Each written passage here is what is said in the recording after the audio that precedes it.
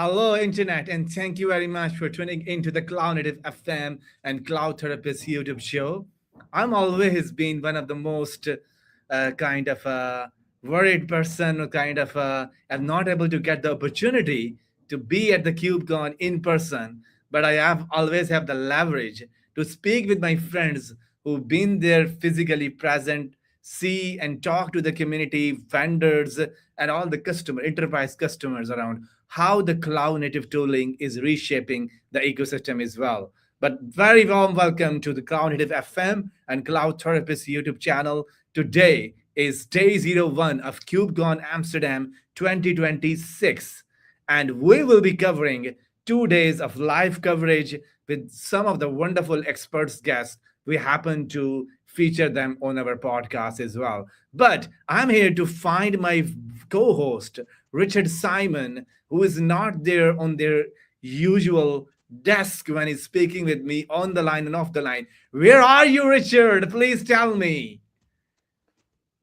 Hello, I can see your hand. Hey, hello, hello. I thought I'll give our viewers a little bit of view of the showcase area first All right. before I magically appear. Hello. Hello, good to see Awesome. you. Saying hello, everybody. Hope you're well. Hope you're going to be staying with us on this live stream. We've got some exciting stuff going on. Same, how you doing? I'm wonderful. And once again, this time another KubeCon Europe, and you are my field reporter for the KubeCon live coverage. I am indeed. I am indeed. So I occasionally like to be out of the studio and out and about and actually talking to people. So that's always a good thing, right? That's always a positive. So yes, here I am. I made it to Amsterdam. And yeah, it's been an interesting start to the event. It's been actually quite smooth all the way through. And I'm actually quite impressed with the showcase area. It's looking really, really good, actually. And we'll definitely be down there a little bit later on checking it out.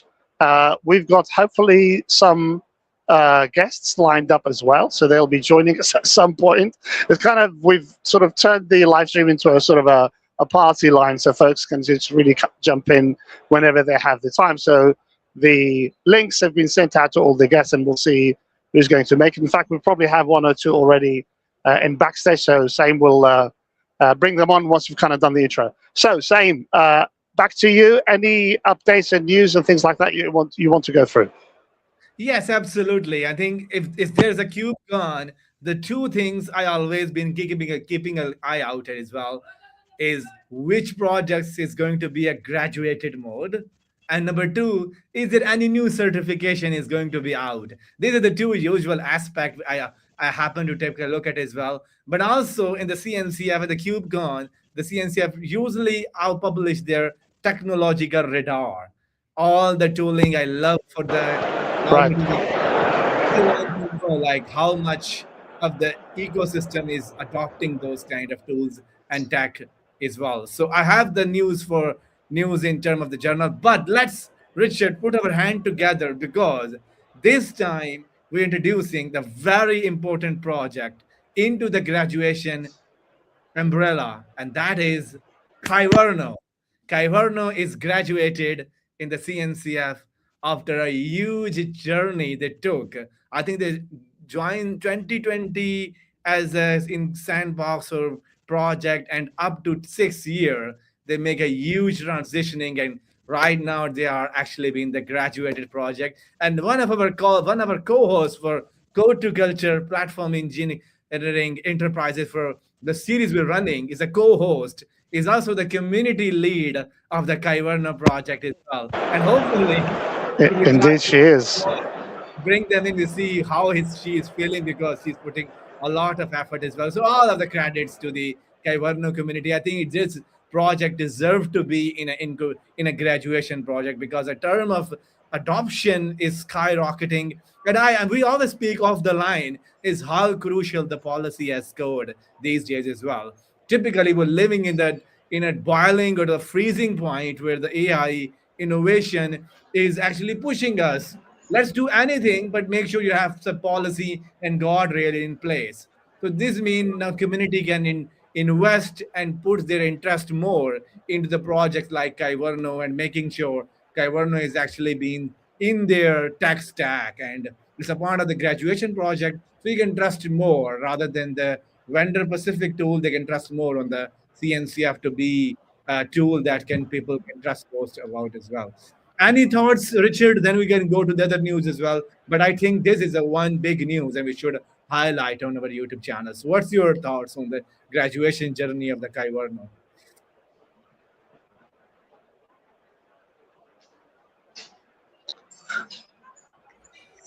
Yeah, I mean, I'm always excited when projects do that. I have to say, looking at the CNCF landscape, it's kind of looking a little bit, well, somewhat bloated. So I want to kind of see projects falling off that landscape and going off into production and kind of, living out there and sort of making their living sort of in production environments and not actually being, in incubation and things like that. I do appreciate that, a lot of the technologies, especially in open source, is kind of community driven. There's lots of opinions. There's lots of, it's kind of sometimes even done on a sort of a best effort basis. Not everybody's able to kind of dedicate 100% of their time, on the project. Sometimes they do, and then they're taken off by their, employer or vendor or whatever. So I do appreciate that kind of, there is ups and downs in that process. But what I would like to see is, more of a push towards projects being, coming to fruition and being, reaching that sort of maturity so that they can be used in, more aggressively in production environments. And I'd also like to see actually a reduction of the CNCF landscape. I mean, if you look at it in things like infrastructure as code, security, containers, Kubernetes, there's like a ton of tools, and even observability, there's like a ton of tools that are, yes, they are doing kind of slightly different things, but there's a lot of overlap. And if somebody was to sit down and actually look at them, you could potentially cut at least a quarter, if not half, of the landscape down to, a smaller sized and more manageable size of projects in the landscape. So that's just my wish list. But I think the first one, like I said, for me, is the fact that I want to see more of these projects being maturing and graduating. Oh, yes, absolutely. I'm totally agree with your thought as well, because I think a lot of the companies behind the open source tooling, they're also wishing to have enterprise customers coming in their garage and start leveraging their tooling so they can actually battle test their open source tooling that they've been working for over the years now as well. But I think in terms of the Absolutely. Kyverno, I'm very much happy because this is one of the very crucial project. I happen to see this because not only it can work in a silos mode, but it can also work with the integration with other tooling as well. It can provide policies for the enterprise customer, but it can also provide policies for other cloud native tooling as well. That's a tool. Other cloud native tooling include Argo CD or Istio or Linkerd or Containerd or Kubernetes in general. So they can also provide policies with other cloud native tooling as well. So I think I wish to see more and more people is actually being starting to get into the into the version of the policy as code, because it's a very typical point as well. But let's go to the other news as well, because I think there's much to speak about as well. Also, the CNCF is actually added the Q1 2026 technology raw survey, and that survey contained more than 400 professional developers, but found that common internal platform model is multiple teams collaboratively handling platform capabilities 41%, while 35% of the organization use hybrid approach for AI workload. Organization with dedicated internal platform teams are most likely to expand their current platform for AI rather than build a separate AI platform as well. So, Richard, this is a very interesting insight. I'm looking at the technological radar, the the Yeah. same organization, and I will highlight again and then we'll get back to you. Organization with a dedicated internal platform teams are most likely to extend their current platform for AI rather than build a separate AI platform. What's your take on this one? This is a very crucial. I need to know your thoughts on that. It all is saying we have a I think platform. we can add capabilities for the AI rather than building a full-blown scratch AI platform. Yeah, I mean, I think you know, the whole sort of AI, Gen AI sort of industries really moved on to the inference phase. I think we saw a lot of discussions around that. There was a lot of consensus around that towards the end of last year, and one of the biggest signals of that was the Mm. fact that um, Nvidia had actually invested 200 or 20 billion, I should say, $20 billion in Grok. So that's Grok with a Q, and not Grok with a K. So not the Elon Musk XAI platform, but actually Grok the company, who are actually an inference company. So the whole sort of industry is moving towards that. And why are they doing that? Well, because the models have got really so good. They are so capable. They have so much capability that they're learning from a lot of data sets, and the techniques that are actually placed in them and the capabilities, everything from multimodal to the reasoning capabilities and various other things. All of that really adds to the fact that we don't really need to be training models as much. We need to customize them. We need to maybe use some more RAG techniques and so on. But actually, the capability that we were doing 2 years ago has moved on since then. So the models are a lot more capable, and that means that customers and enterprise can actually pick them up from a later stage, if you like, and start customizing them to their needs. Now, there's always obviously exceptions to that. So the sort of the HPC crowd and some of the more sort of larger organizations will kind of want to maybe do things from scratch and things like that. But everybody else is really has the ability to do to be able to take advantage of things like the open source models, for example. Plus the fact that you also have things like AI SaaS. So actually AI that's available to you as SaaS. So you don't have to worry about the model. You don't have to look after the model. You don't have to maintain it, upgrade it, secure it, make sure that it's sovereign and so on. Your vendor who's actually providing it as a software as a service will actually do that for you. So I think that all of those and other combination of things are kind of making things a lot easier for enterprises to actually be able to do. Yes, totally agree with you because I think it took a lot of money and investment to build a full-blown AI platform from the scratch because you need a dedicated team. Back in the days, people talking about treat your platform as a product, and then typically some critiques is saying is that yes, we can treat them as a product. In a product, you need a dedicated team who can develop the setup, who can test the setup, and who deploy the setup. We don't do this. Let's say you have a customer's is onboarding and you're building out the platform. You need to differentiate between who is working on the platform and who is the team is deploying the workload inside the platform as well. And if you're building all the different layers just to enabling the AI from the scratch, I think from the market time perspective, it's kind of not feasible for you. I think the tooling in terms of the cloud native is advanced in a journal that can relaxes your time is a better now. And I think those tool and technologies, if they reside in your platform, they enable you to add the AI workflow in general because the tooling is now evolving from to be a very smally things to be an enterprise AI ready tooling as well. So that would be great. But Richard, before I we go back to our some of the guests, here's some news for you, and then we finally can Yes. take about this. Yeah.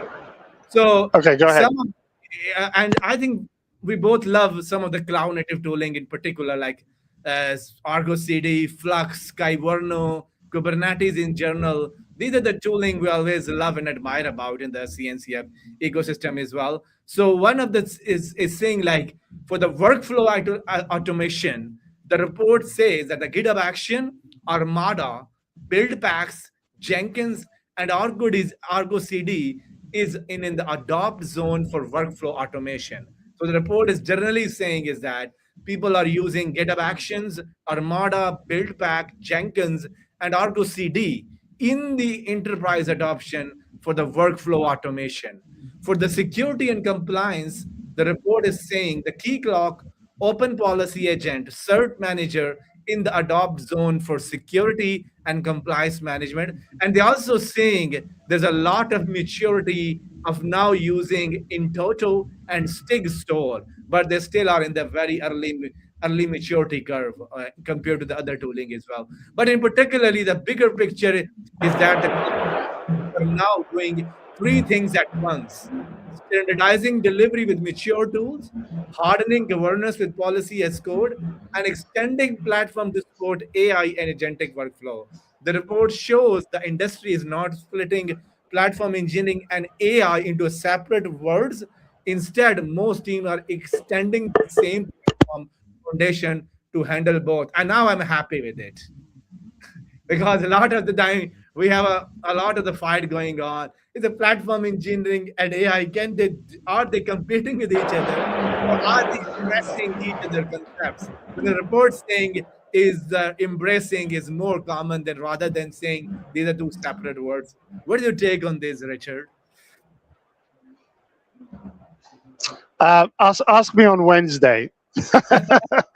Give me a chance to speak to some of the vendors first. Let's pose that question to them and see what they come back with, and then I'll give you my answer on Wednesday. Maybe in the maybe in the afterthought session that we're going to do, or the some of the other sort of reviews and stuff of the conference, we might do that.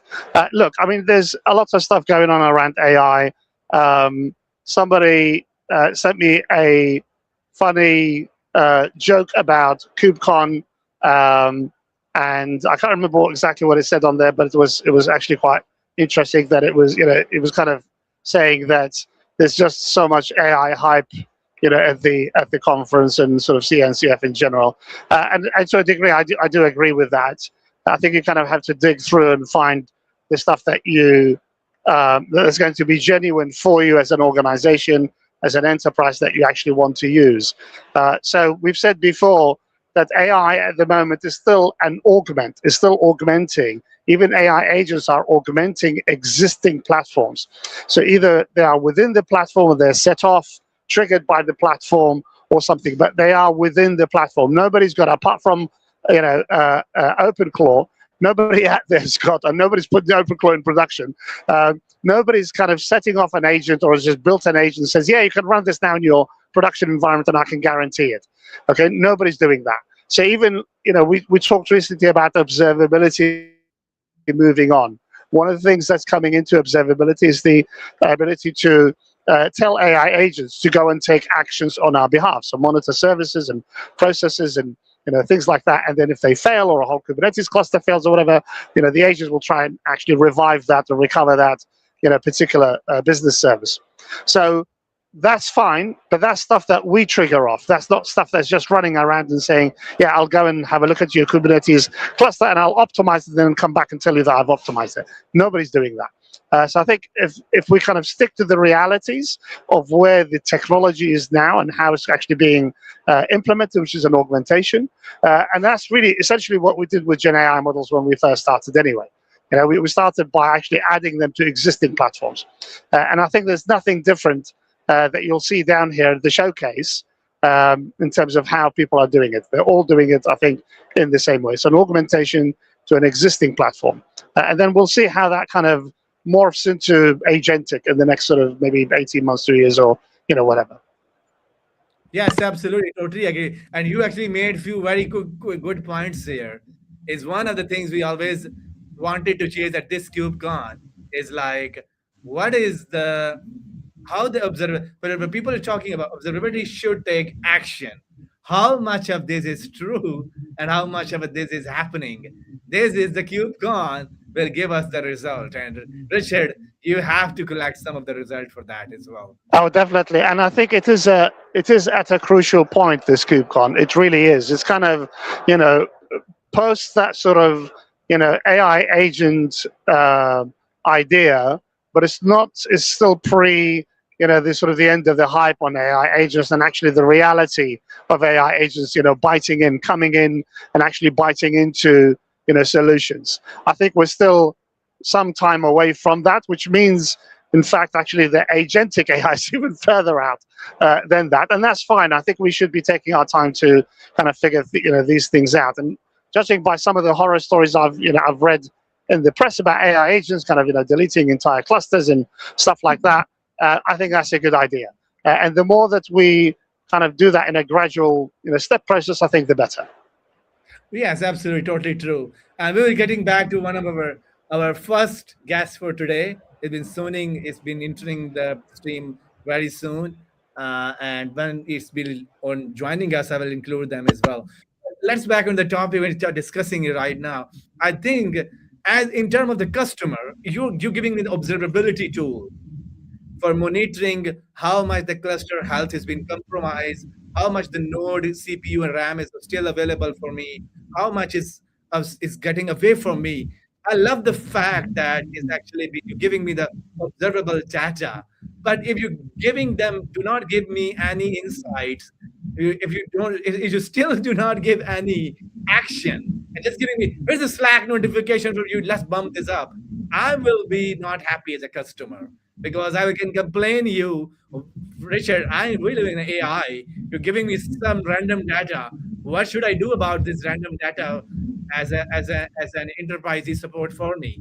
So I need some more than that. So I think this is a cube gone for us as well. But there's a guest appear, and hopefully there's some guests will be on the lineup as well. And Richard, you can bring back your questions on your head as well, and also people are commenting on as well now.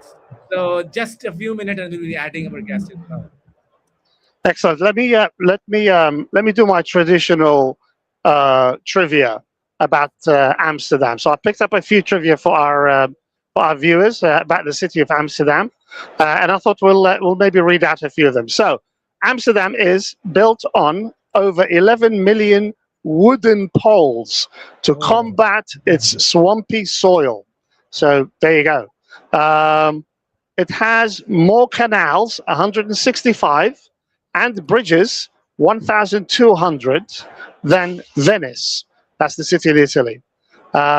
More bicycles than people. So there's actually more bicycles in the city than there are actually citizens.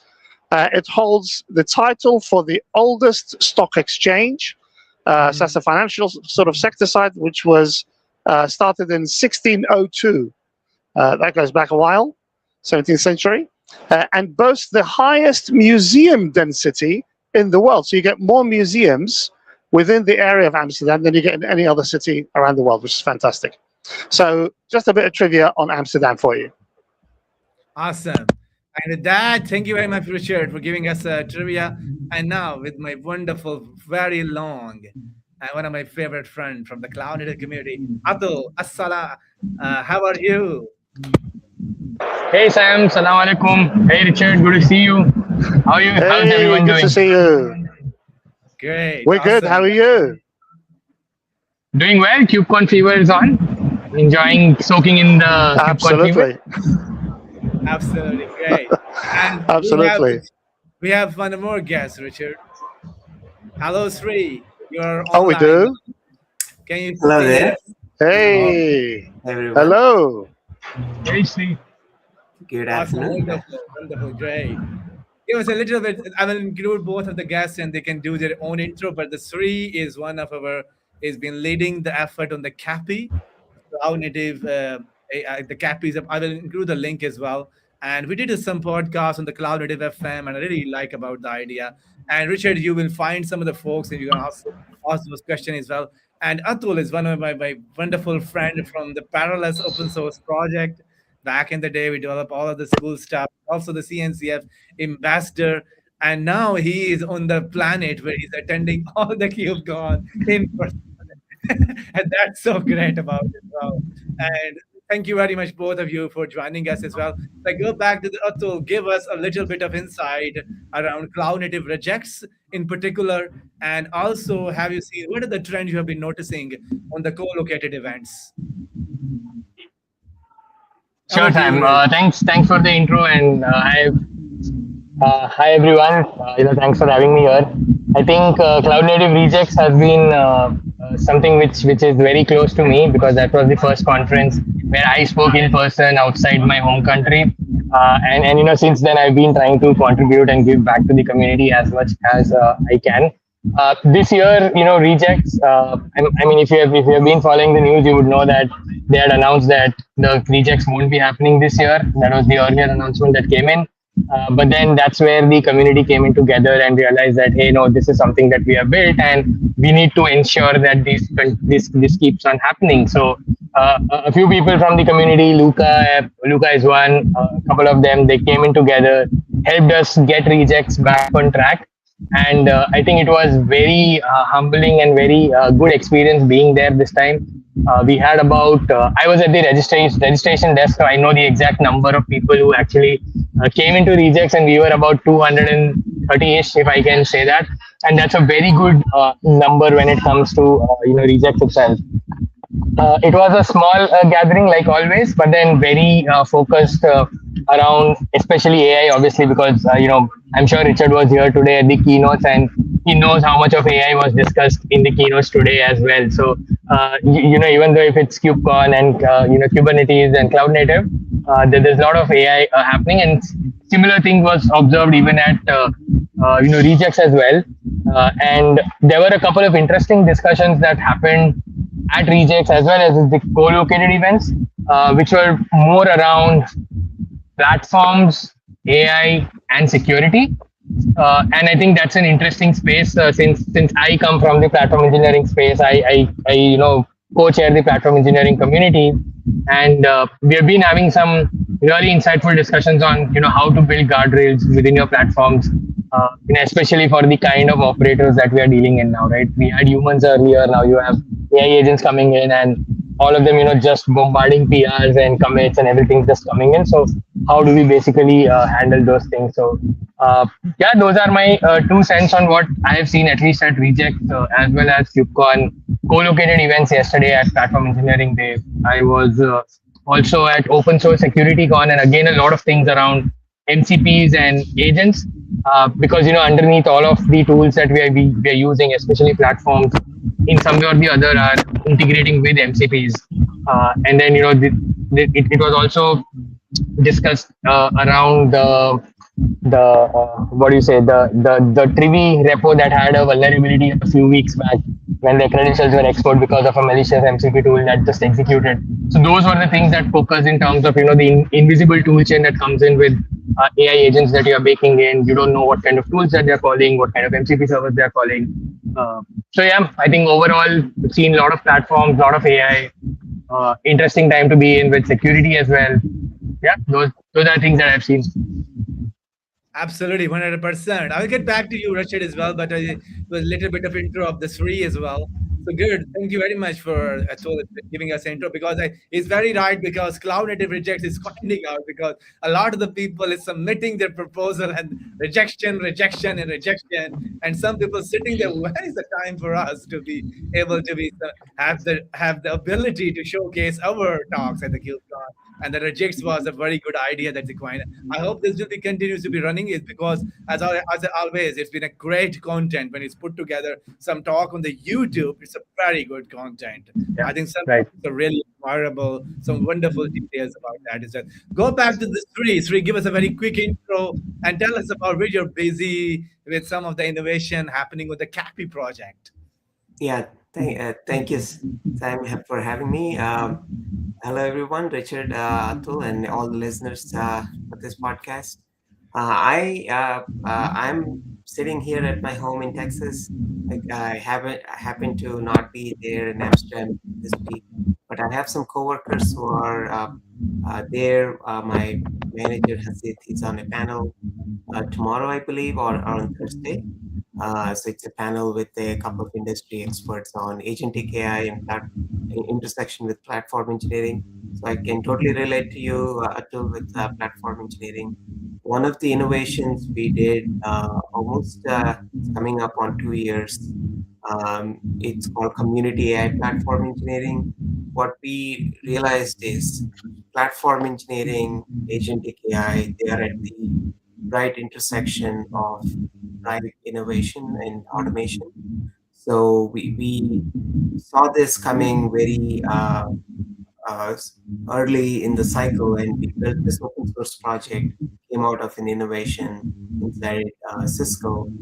And the idea being, how can platform engineers provide self-service workflows, triage incidents, provide that ability for other developers to create. We're talking about Cloud Code, Cursor, so many things being so powerful with skills. But how do you agentify your enterprise workflows and provide that functionality? And we created this open source extensible platform, really focused it on enterprise security, how you can bring in enterprise apps into this mix, MCP servers, and put together a very clean, easy to turnkey solution around that. So definitely check that out. This is something we have been using internally. We have a couple of other business units inside our company using it, and several folks in the industry are also starting to pick up and use it.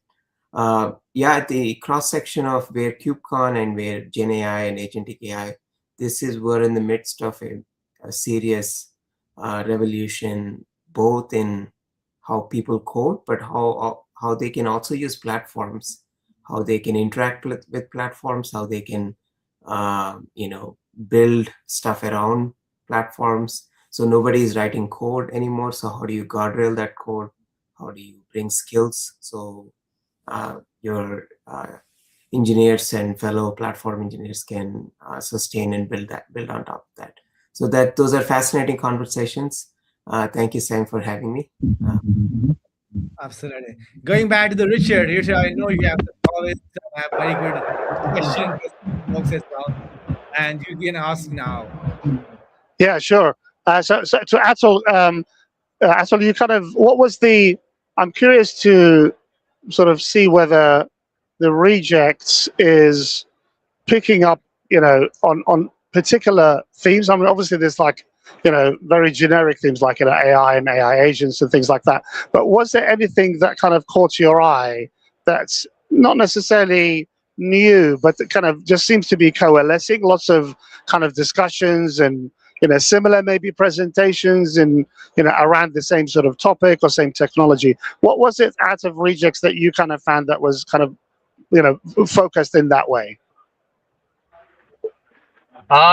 So I think, like you rightly said, the topics were fairly leaning towards AI, but then I also had a lot of things around orchestration in terms of you talk about dealing with containers, or you talk about images themselves, reducing the size of images, improving your build time. So there were a couple of introductory yet important and much needed sort of discussions that were part of the the reject schedule. I think apart from that, there were also a few things around the dynamic resource allocator that has just come in at Kubernetes. So there was a demo or an overview sort of that was given around DRA and how it's actually working in. And yeah, I think these were a few that I remember, at least because I was able to listen to some of these talks when I was there in person. But most of the other time I was busy with my registration volunteer duties, so I've not gone through all the talks, so I cannot just throw in random terms. But then yeah, these were a couple of them that I either saw, was discussing with someone who was there at Project, or the speaker who was talking about this. Yeah. It's quite interesting. I think what we might see, Saim, in the next few years is that people will start submitting their talks to rejects and not the actual conference itself. That will be interesting. Yeah, that can happen. So I think they will deliberately sabotage their own presentations. They can end up at rejects and not the main conference. I'm sure that will happen because rejects has actually made a image or made a brand in terms of these are very short, smaller and intimate conversations that happen, and because KubeCon is a very large crowd, you cannot have such discussions here just because of the sheer scale at which the event is happening. And I think that's what makes rejects a really good place to be at.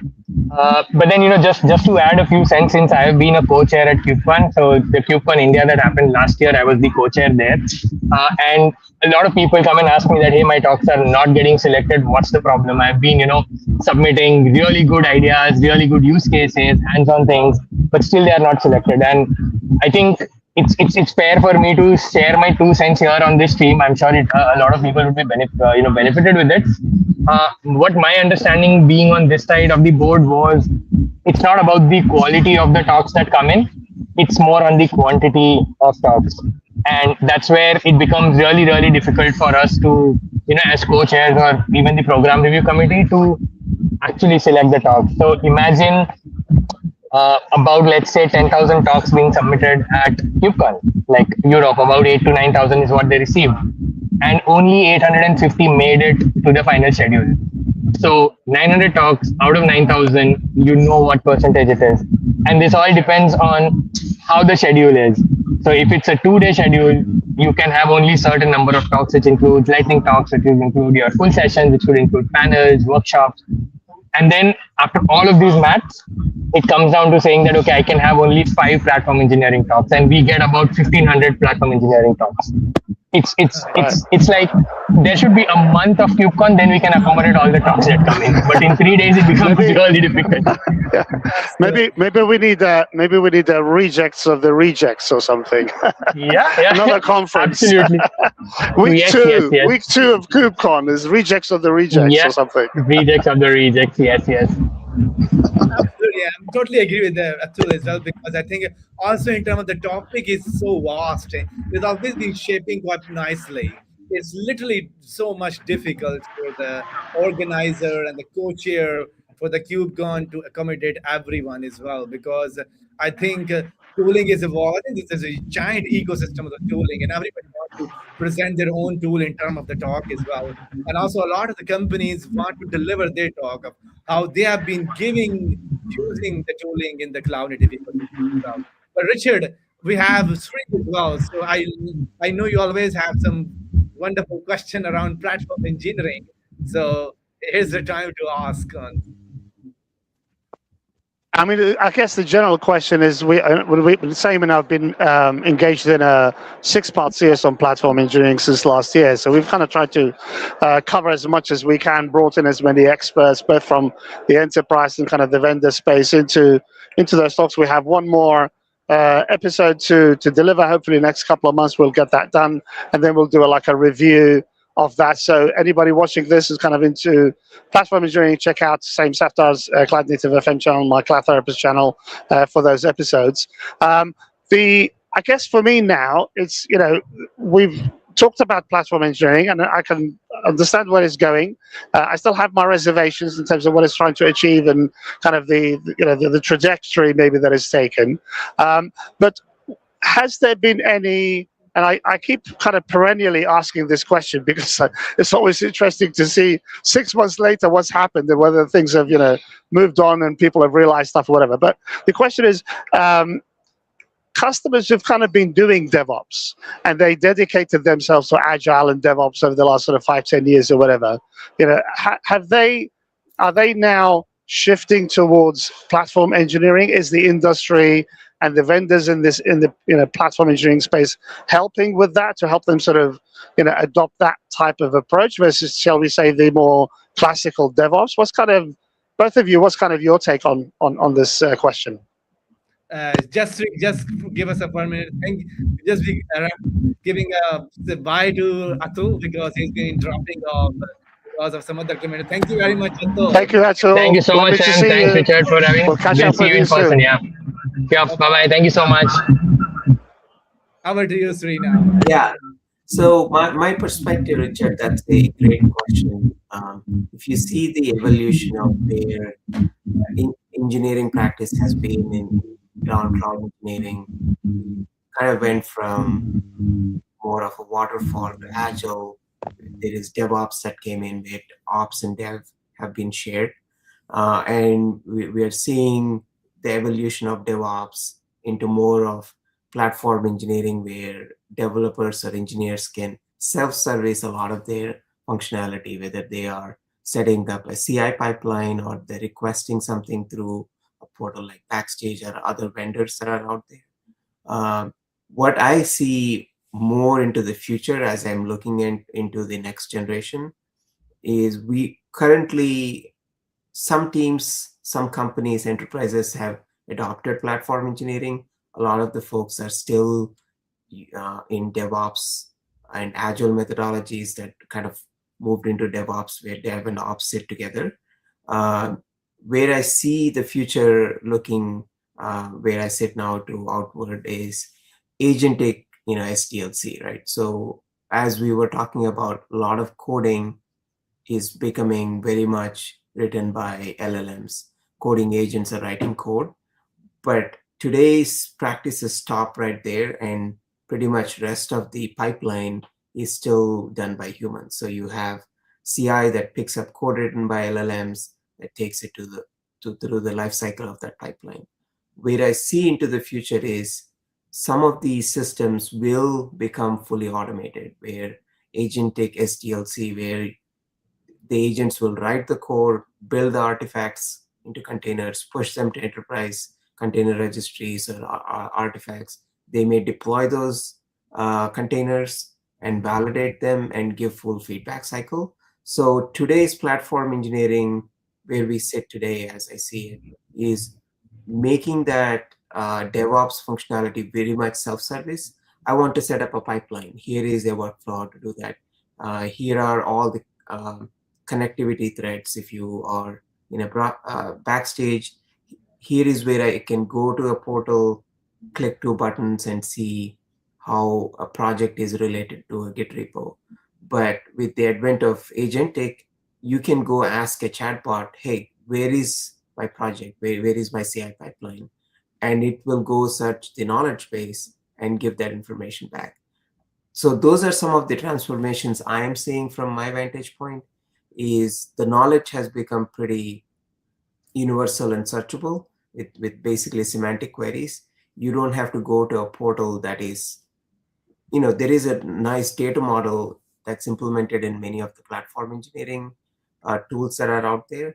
But in general, as a practice, it is really set up in a way to provide that self-service and bringing more of that ops to developers. But that is even getting more 10x by agentic SDLC, where a lot of that is going to be fully automated all the way to deployment. That's where I see. Okay, and sorry, also, could you see that developers in the future will just really, use the prompt to ask for what they want, rather than actually even going necessarily to a portal, to actually talk to an agent or a model and say, this is the kind of environment I want. Do we have this? Is this in our portfolio? And then if it's not, get the model to actually ask the platform engineers to work on something similar, or it can go and say, well, I actually have access to the agents that normally do this. Would you like me to create it for you? And that would be maybe, maybe kind of, it's a standard thing. So it's not like a huge, let's say it's like 80%, 90% what the developer wants. But that last 10% is slightly different from kind of what's been built already. And then perhaps that model will set off some agents to actually go and complete that, request to 100% and fulfill it. Yeah, great question. So even if you see today's way of using coding agents, there is a lot of what I call co-pilot mode, right? You as a human are asking an agent, hey, I want you to write this feature. Oh, this didn't work, update this. So some of the evolution within the agentic SDLC that we're seeing is, what if human users start working at a high level, define this is what I want to build as a specification, and create maybe a GitHub issue or a Jira issue or some other ticketing system, and agents just start work on. They start to work from that starting point, and rather than it being a prompt driven, you ask something, it produces code and go back and forth. I see the evolution being more of, your starting point is a epic issue that you create in a GitHub, and then let the agents kind of work off of that. We're starting to see some tools both in open source space and in commercial space in this area. Obviously, Cape is quite capable. That's one of the things that we're building with Cape, is ability for agents to code and also move things along. But to answer your question, where I see some of that agentic SDLC move towards is humans probably won't sit in front of a terminal or an IDE prompt to code. That may still happen, but largely it will be humans writing a specification for it, feature clarifying requirements, creating architecture diagrams, and let a bunch of swarm of agents write the code, validate and test, and come back and say, okay, this is what it's in for. That's where I see some of that future of that. Absolutely, 100% straight. Richard, sometimes some voice is echoing from your mic as well. We need to check little bit. For me, Richard. okay, I think maybe Richard, you have some background noise. Yeah, your mic sometimes echoing from your mic, so sometime, not usually, but sometime. But I will let you know as well. That's why I will meet you in sometime. But going back to the three as well, because I think one of the things we look at the technological radar report from the CNCF they wrote out. I think there's a one of what I typically see as the CNCF in itself added two of the paper. One is called platform cloud native platform definition uh, paper, white paper. It typically tell people, the organization, what is platform engineering, because it has a lot of vocabulary, it has a lot of scope in it. So they build out the first white paper just explaining what is platform engineering.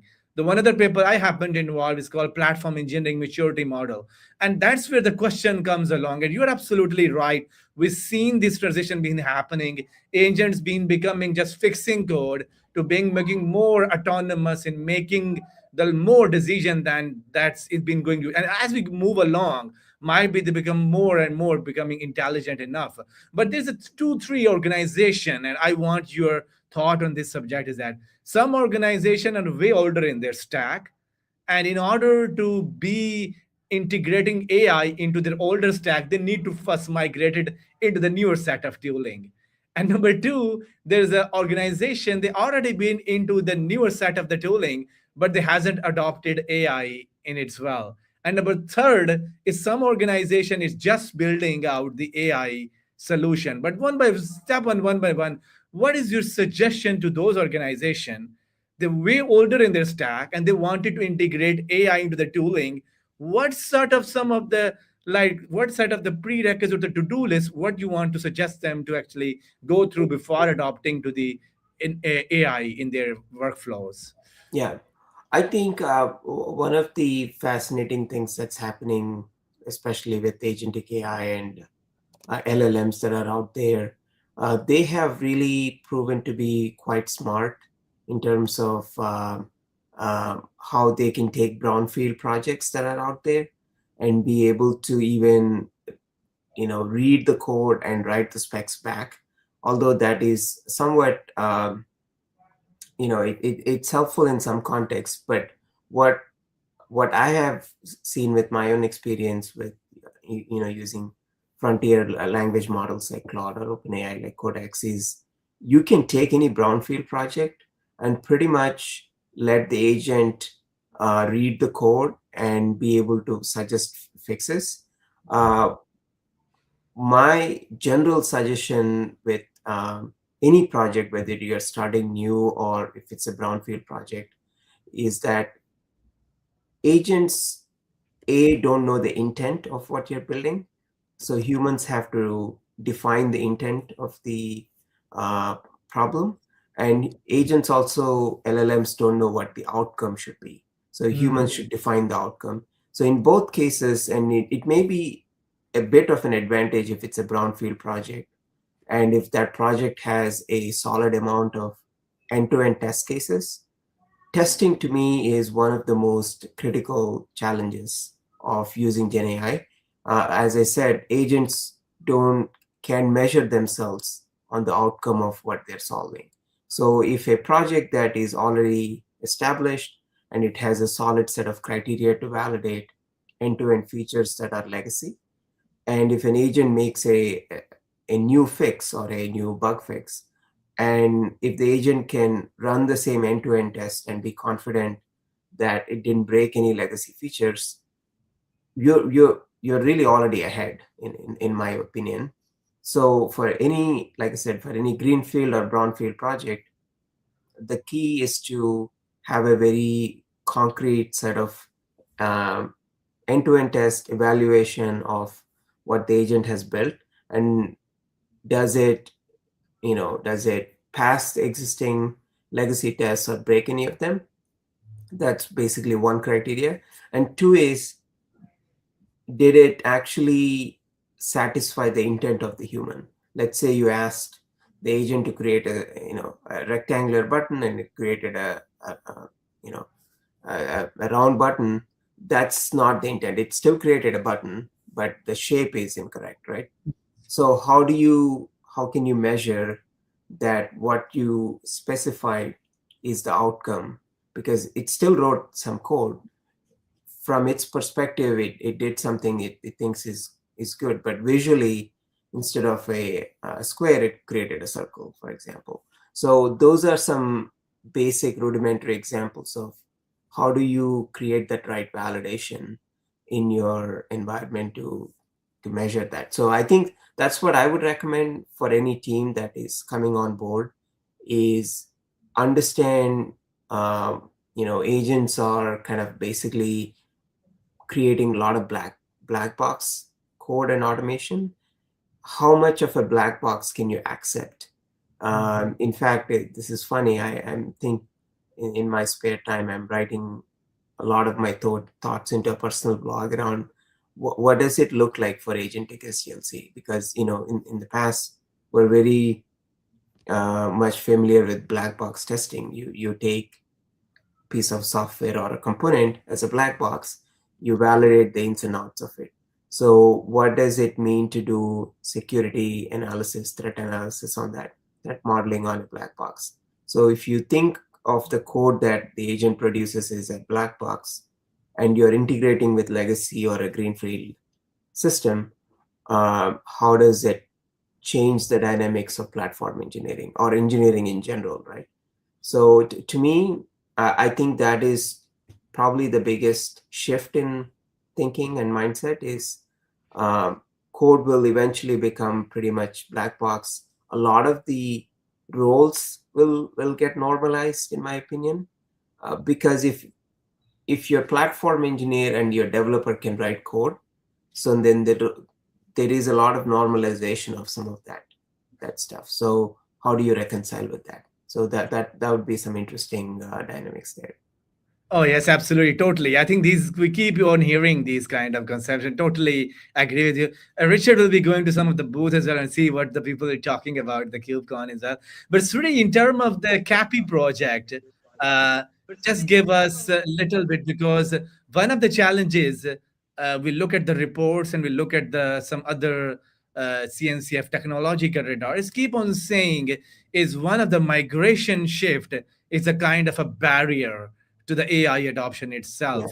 Do you see if is there any insights the CAPI project provide to those organizations they want to migrate from, let's say, a little bit of the older stack and all of the way going into the AI native in their day-to-day workflow? Is there CAPI provide any guidance to that? Absolutely. Yeah. So I think as we were chatting about earlier, one of the big moat platform teams have is data, right? You have data in your platform engineering tool like Backstage. You have a lot of data there. You have data in your, let's say, DevSecOps. You have data in your observability tools. One of the big shifts here is how do you quickly, using LLMs and agentic AI, be able to smartly query that data, create semantic reasoning around that data, and being able to ask questions and provide very quick answers to your platform engineering teams, right? This is a very common problem in platform engineering teams where you have tons of playbooks, documentation, you have all of the information in your Backstage, etc. Yeah, CAPI is one of the projects that I'm working on that solves that knowledge base problem.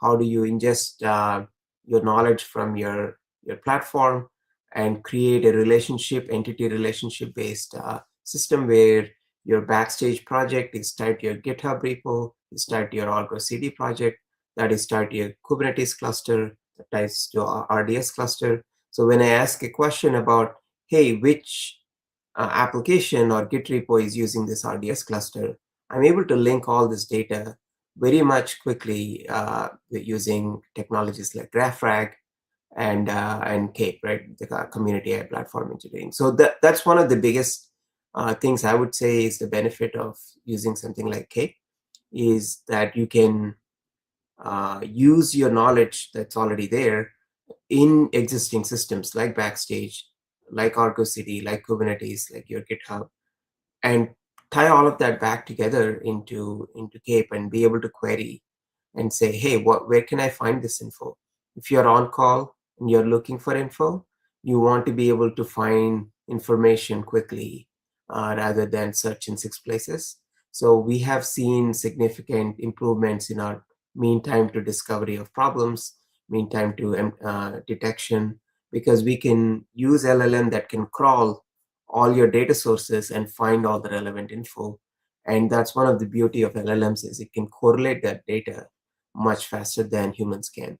Other tools like Claude Code and Cursor and other agentic systems can do it, but the reality is you as an organization have to provide your engineers access to those on their desktop. So one of the things we did with Cape is that it provides all of that over the cloud, right? You can install it as on your Kubernetes cluster, give role-based access control to all these data sources, and based on the role, people can see the right information. You're on mute. Yeah.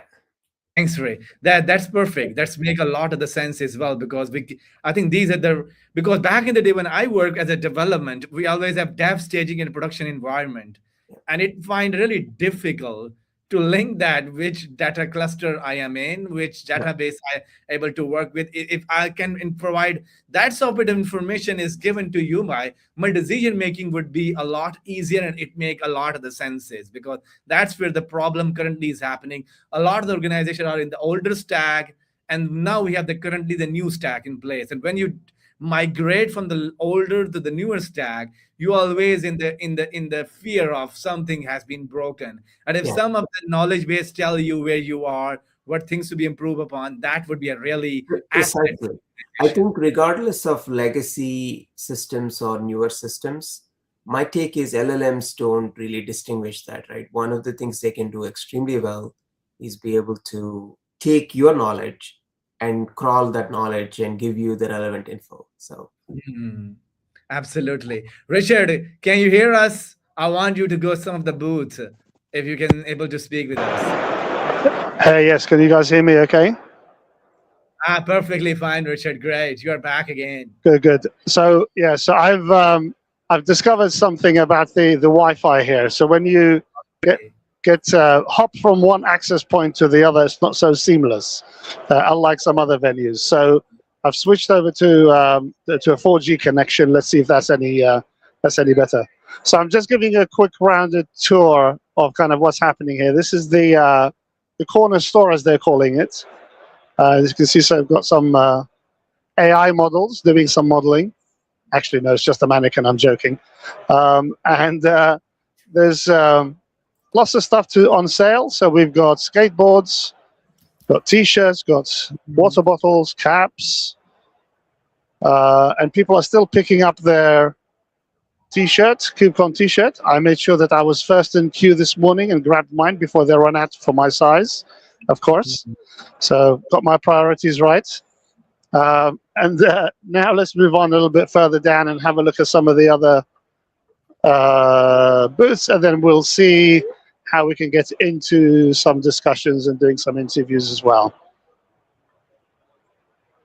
Oh yes, absolutely, absolutely. Well, I would love to see what the people have been doing, what the company has some. So really, let's say if you are there at the KubeCon, and here's my question for you: what sort of the question you will be asking people, particularly doing some of the stuff in the platform engineering space? Yeah, I think my question would be, what are some of the coolest toys that coolest new CNCF projects they're playing with? Are they building agentic systems custom, or are they kind of using any existing CNCF projects? I would be curious to know what is out there, what is the state of lay of the land in 2026 in EU. Okay. And in terms of the CAPI, Sri, what are the cloud native communities happen to involve in the CAPI project from the some Yeah, of the so we just submitted CAPI to CNCF as a sandbox project. So we okay. submitted that as of last week. So after the review that happens in June, and hopefully if all of that is successful, we hope that CAPI will be also become a CNCF sandbox project. And one of the question people asking me all the time, like, what is the difference between the Sanu and the CAPI project? Is like, Yeah, great question. So yeah, so CNOE Canoe is a cloud native operational excellence. It's a collection of organizations, large enterprises, Fortune 500, Fortune 50 and 100. We all came together to discuss any challenges we face in implementing platform engineering. mhm. This is one of the big topics that has become peaked in the last few years. What were the challenges and solutions that folks came up with? We came up with a smaller set of like landscape or a radar around Canoe.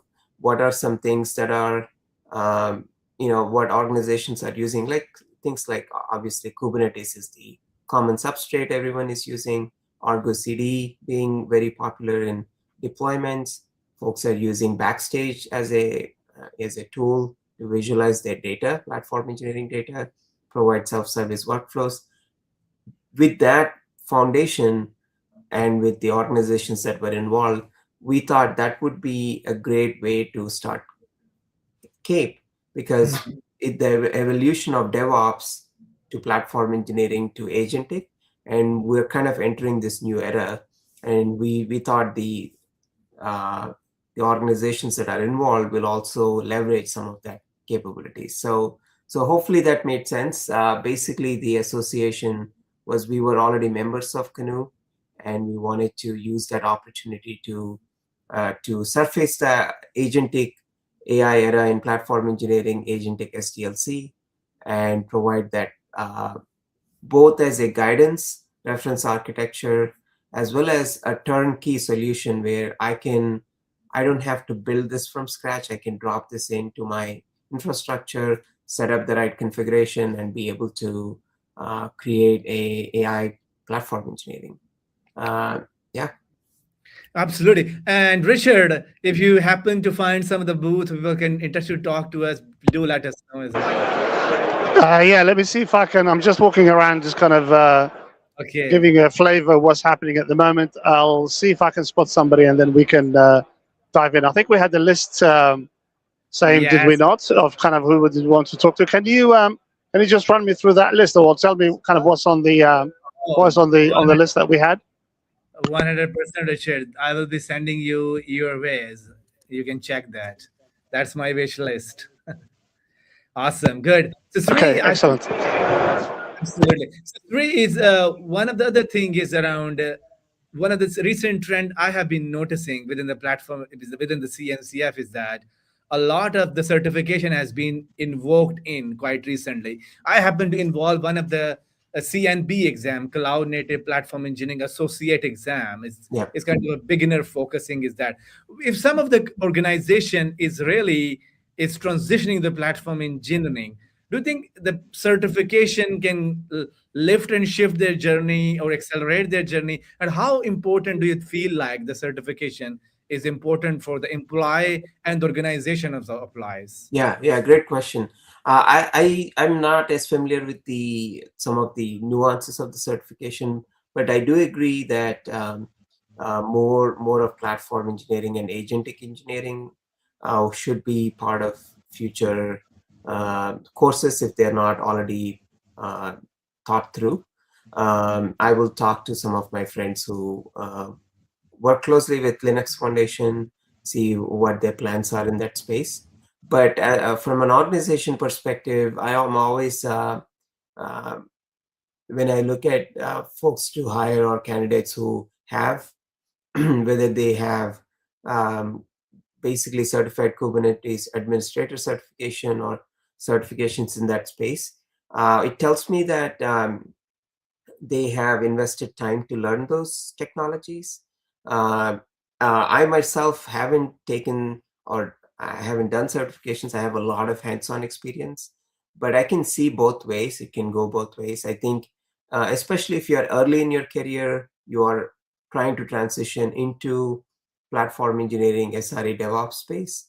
Certifications are a great way to kind of highlight your resume that you have invested time in learning and mastering those technologies. So I do encourage a lot of folks who are junior in my organization to take those certifications. I think that's a great way to basically build your knowledge base. And yeah. Absolutely. And Sri, is there has have you aware of Cisco presentation, Cisco presence at the KubeCon? Yeah, absolutely. Yeah. So as I was sharing, there is certainly quite a bit of presence. There is one panel talk I recommend everybody join tomorrow. The title of the talk, um, it's in the AI agents and platform engineering space, efficiency boost or new source of trouble. So that's the Oh, name of the panel. So it has folks from Cisco, Solo, Red Hat, NTT Data, AWS, a lot of big stalwarts in this space. My manager, Hasit, is in that panel. He's going to be talking about AI agents, platform engineering, CAPE. I highly encourage everybody to check that out. Uh, we have another talk from one of my coworkers. I believe that either happened yesterday or happening as of today. I am going to find the specific talk for that, but her name is Sunny Wang. I will go find the specific talk. I don't have that on top of my head. oh, good. There's some audience will be saying hi. Thank you, the Arc Master, for joining the live stream. If you have some question, please put them on the chat as well. Always good to see some of the people logging in and asking question as well. One of the questions, Sri, how many other companies happen to evolve in the CAPI project? I know Cisco is one of them. And what are the some of their companies happen to Yeah. see the interest in this innovation? Yeah, absolutely. So we have at least a handful of companies, and because it's an open source project, we don't know who else is using it. So Mhm. that is something we are trying to figure out. So we have a company called Demandbase who is Okay. using it internally. Within Cisco's acquisition, Splunk, it's a big organization. Splunk is using Cape for their platform engineering needs. We are in conversations with a couple of other business units in Cisco itself. They're all run as independent entities. We have had folks from the solution architects from AWS work Okay. with us in some of this. So I'm not sure internally how it is used. Rest of the Kanu organization is aware of Cape, and they are, at least at the architectural level, they contribute to Cape. We again don't know what their internal usage is. So this is Mhm. something we are also evolving as this space is going so fast. The agentic AI and agentic SDLC space is going so fast. We're evolving with some of that, but we see these are some of the handful companies. I've had inbound requests from at least two other companies. Once they become public and they put their name in their options list, we can Oh. share that information. But there are at least 3 or 4 companies that have reached out to me individually and said, hey, we want to engage with you on this. Since being like I said, it's an open source project, um, it's hard to kind of gauge who is using it ultimately. Okay, and just one question on the, because I've seemed to see it's a very great movement from the companies who happen to be a very big companies. They always have customer base. They're seeing the platform engineering space has been evolving quite rapidly, and this they see the vested interest from the any everyone in the industry these days. So if anybody is interested in this innovation and the community driven innovation, what are the ways they can add their values or being able to join the call? Is it that is there some call happening weekly basis, or how many people can involve into this Yeah, innovation? absolutely. Yeah, thank you for bringing that up. So we are part of the CNCF Slack itself. So if you are in CNCF Slack, let me find the hashtag here. So the hashtag is CNOE SIG Agentic AI. That's the channel. So I posted a link there. Um, so let me type that in. Agentic AI. So we meet every Monday, US time, noon Central. And if you're in Europe, I believe if you're in London, that's 5 p.m. And I think APAC may be a bit challenging because it's quite late. But we can always adjust times and do alternate times based on participation. Um, yeah, so we meet every week. We discuss topics ranging from all the way from enterprise security, how can agents do impersonation or OBO on behalf of identity. We have a Slack bot, we have a WebEx integration. We're talking about skills. We are evaluating the ideas of um, how OpenClaw is taking over the world, right? How can we really bring in enterprise security? And we're not saying integrating with OpenClaw, but conceptually, CAPE is not. Most of the enterprise agents have a gateway and a reverse proxy. So how do we? One of the things that's different about CAPE and OpenClaw is we we are thinking about multi-tenancy and bringing in enterprise security, authentication, authorization at a deeper level than your personal agent like OpenClaw, right? So they are slightly different beasts, but conceptually they're all agents. Agents function very similarly, but um, when you are an agent and you're performing an action on behalf of a user, how do you maintain that audit trail? How do you attribute that back or perform an action on behalf of the user? So those are some of the topics we talk about.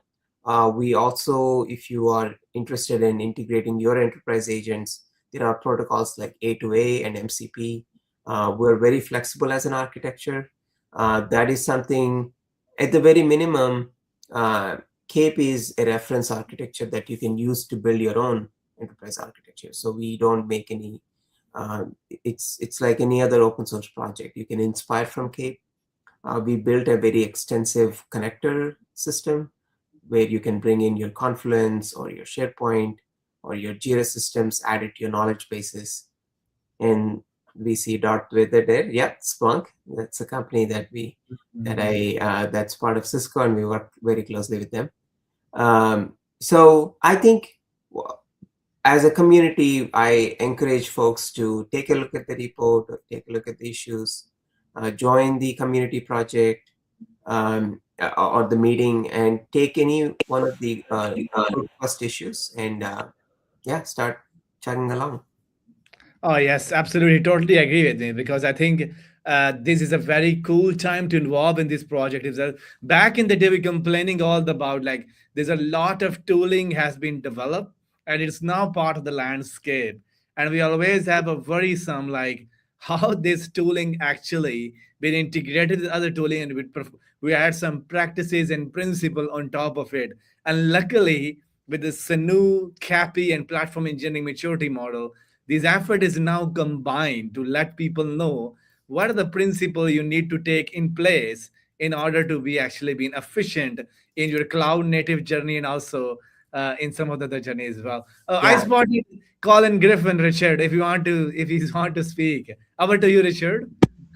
He's not around. He's got to run to do something, unfortunately. So, yeah, he's not available at the moment. But he might be tonight, and I'll try and catch him.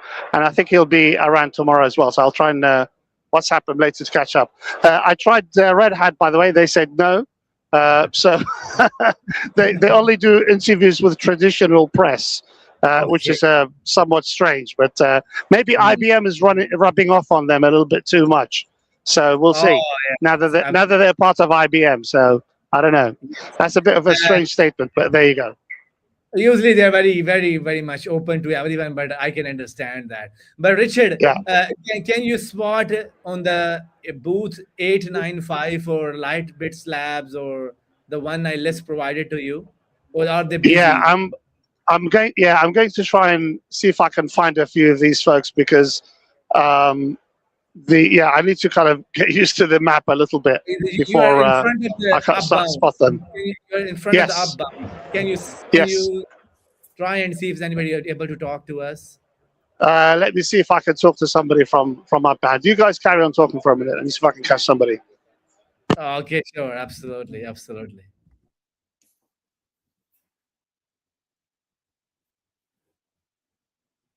I think Sam, you're on mute.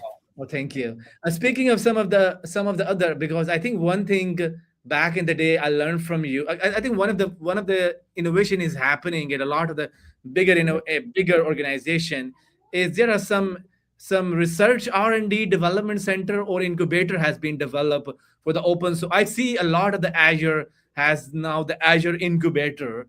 The part of it is that the in internal innovation can be donated to the CNCF or some of the foundation.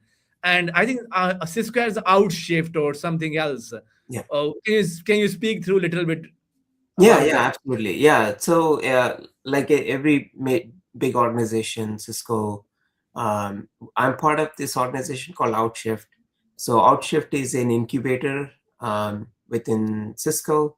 We work on a lot of frontier technologies like quantum networking, around agentic AI, superintelligence, and providing guidance around agentifying things. So during the early cycle of GenAI and agentic AI, Outshift worked on a lot of standards around how agents can communicate with each other using protocols like SLIM. So SLIM is now kind of wrapped up into A2A. So there is an A2A steering committee, and the folks who are in agency are creating the bridge between how SLIM, which is a secure, low latency messaging protocol that can be integrated with A2A. The other set of things that Outshift worked on is around autonomous agents providing identity to autonomous agents. If you think of agents having something like a verifiable credentials, VCs, and agents basically having their own identity, like humans having a driver's license or a passport. Think of agents having their own passport and being able to, when they perform an action, you know which agent with that passport performed that action. So yeah, these are some of the innovations. Along with, in future, we're doing something with superintelligence and agent memory. So sounds like Richard has. Yes, Richard. Richard. Yes. Yes, guys. Oh, good. Yes, we're ready to go. Okay, so we're going to do a quick interview with Upbound.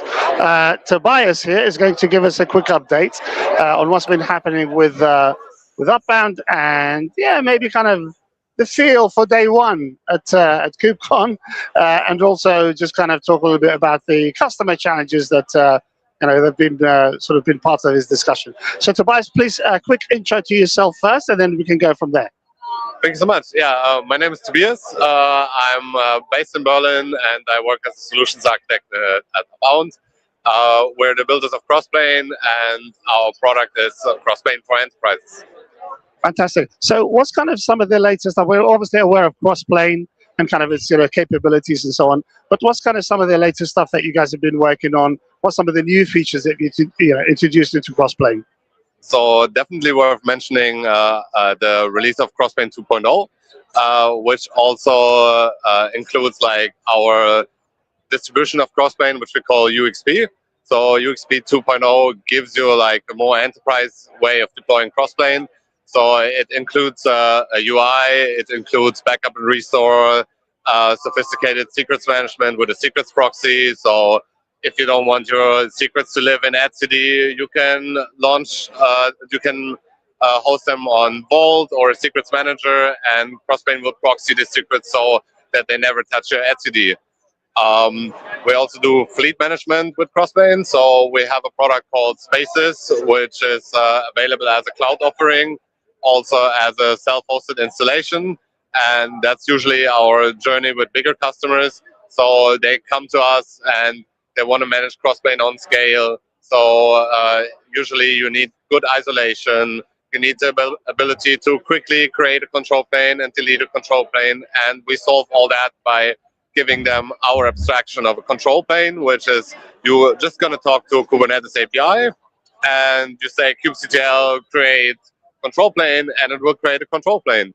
And also worth mentioning that on top of that, we build our own developer experience tooling. So you can work with strict typing. You get autocomplete in your IDE. It works very well with agents. You have like a whole testing framework, so you can use unit testing, what we call composition tests. It also supports E2E testing, which again, if using Upbound Cloud, it integrates very well because like the whole E2E test lifecycle will be managed by the tooling. So what usually would take you hours of creating a control plane, installing Crossplane, installing providers, configuring it, you can all do this in a declarative way. Also with strict typing, so if you do a typo somewhere, you don't need to wait until something fails down the line. It will catch it early, and so you can test your whole thing with one command. It will bring everything up, check if it's healthy, delete it, and once it sees everything, delete it again. You're good to go, and you know your stuff will work in production. Fantastic. So, Tobias, obviously a lot of customers these days are in multi-cloud, so they're using more than one public cloud, maybe a hybrid with a back-end data center, maybe OpenShift or something like that. How's kind of Crossplane helping those customers? I know it kind of has the capabilities of it, but what are kind of customers talking to you about when it comes to a multi-cloud environment? That's a great question, because Crossplane was built with exactly that in mind, to give you a unified abstraction on top of whatever you want to manage, right? So as long as what you're trying to manage supports a CRUD-like API, so you create something, you update, delete, whatever, as long as you can do that, it's compatible with Crossplane. And Crossplane has this composition layer, which allows you to create custom resources, which abstract all that complexity away. So you could have like an implementation of a storage bucket, for example, and you can use that as a facade or proxy to create a bucket on AWS or create a bucket on Azure or wherever you want, actually. So Crossplane was built with exactly that in mind, and that's a problem it solves very well. Fantastic. So you're obviously here at KubeCon Amsterdam. What's customers been telling you? What's kind of some of the challenges that you've been hearing from customers coming up to you, at the stand and having conversation? What's kind of some of the things that's sort of wearing heavy on their minds at the moment, and how's maybe Upbound sort of supporting that and helping with that? So I touched already on some of them. So like scaling Crossplane is a big thing, because usually people install Crossplane on a cluster, and once you want to test something, you need another cluster, and that raises your cost quite a bit, quite quickly. Another big one is adoption. Like, how do we get our people to adopt Crossplane once you start using it in an enterprise setup? And that's actually a lot about developer experience, because people are like, well, I'm a Python developer, but I also want to build Crossplane compositions. So how do I do that? And Upbound built tooling for that. So you can actually write your compositions in Python, and you can use strong types there. And what else? Like, we see a lot of corporate networking, so where people use Zscalers and stuff, and like we build proxying and CA override capabilities in all our tools. You can host our software in a completely air-gapped setup. So that's usually the biggest pain points.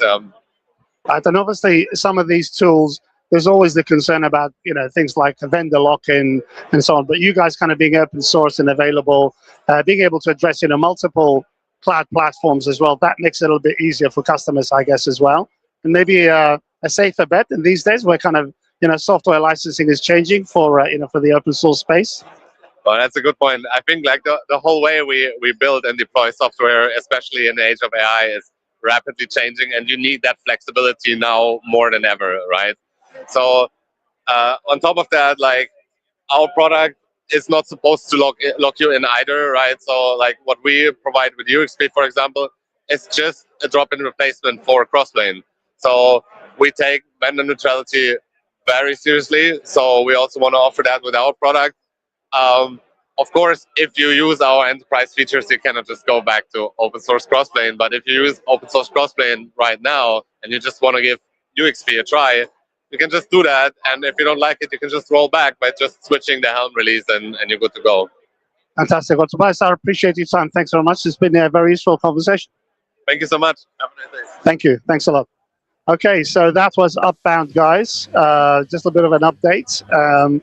Yeah, interesting conversation about sort of customers and so on, and they're trying to stay true to their open source roots, considering kind of where people are with some of the licenses changes that we've seen over the last sort of couple of years or so.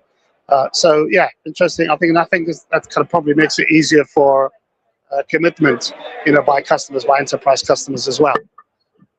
Oh Back to you, Sam. I totally agree with you. Upbound is one of the company I always been chasing, because the Crossplane is putting a lot of commitment to the platform engineering. I think it's one of the tools that is typically has been evolving from the experimentation to now being a very big enough tool to take into consideration as well.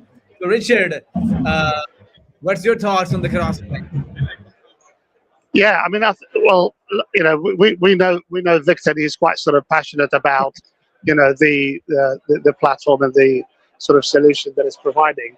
We've talked about super clouds before, and some of these tools like Crossplane, Crow, and some of the others, where I would kind of categorize them, fitting into that space where you're not just really focusing on one platform at a time. You're dealing with multiple platforms, especially when customers actually have multiple platforms these days, as I just asked about. So I think it makes sense that you have that sort of capability within the tool, and the tool is able to work on more than one platform and be able to address multiple platforms at the same time. I think that's crucial these days, and customers really need to be kind of looking at tools like Crossplane versus something else, which is a cloud formation or something like that. It's kind of very much focused on just one particular platform, one cloud platform. Oh yes, absolutely. Have you spotted someone to interview again? So I'm at Datafy. So I was going to have a word with Datafy. I think Xavi's the chap that we spoke to last time was around. I think he's kind of moved off a little bit. I can see Gerdip around as well, but he's busy with a customer. So we'll leave that for a second. Let's see if Xavi gets back or Gerdip is free, and then we can have a chat with them. I've also picked up Planet Scale on the other side and Synadia, which I've never heard of before, another company. So we might actually get a bit of a chat with them going and see what they've got to offer. We've got excellent. Zevan is back. So Zevan, are you up for a quick conversation with us? Fantastic. So Zevan, we obviously had you on the live stream last time around, but just a quick intro again, and quick intro to Datafy as well. Yes, we talked at KubeCon Atlanta on your podcast. Correct, that's right. And we're back here at KubeCon Amsterdam, which has got a very strong showing, as I can see. This is the first day here. It's been very busy, and we're seeing a lot of interest across also different clouds. Everyone is interested in how to save money on their cloud journey, obviously. And Datafy is able to save them 50% of their cloud storage, so that's why we think it's interesting.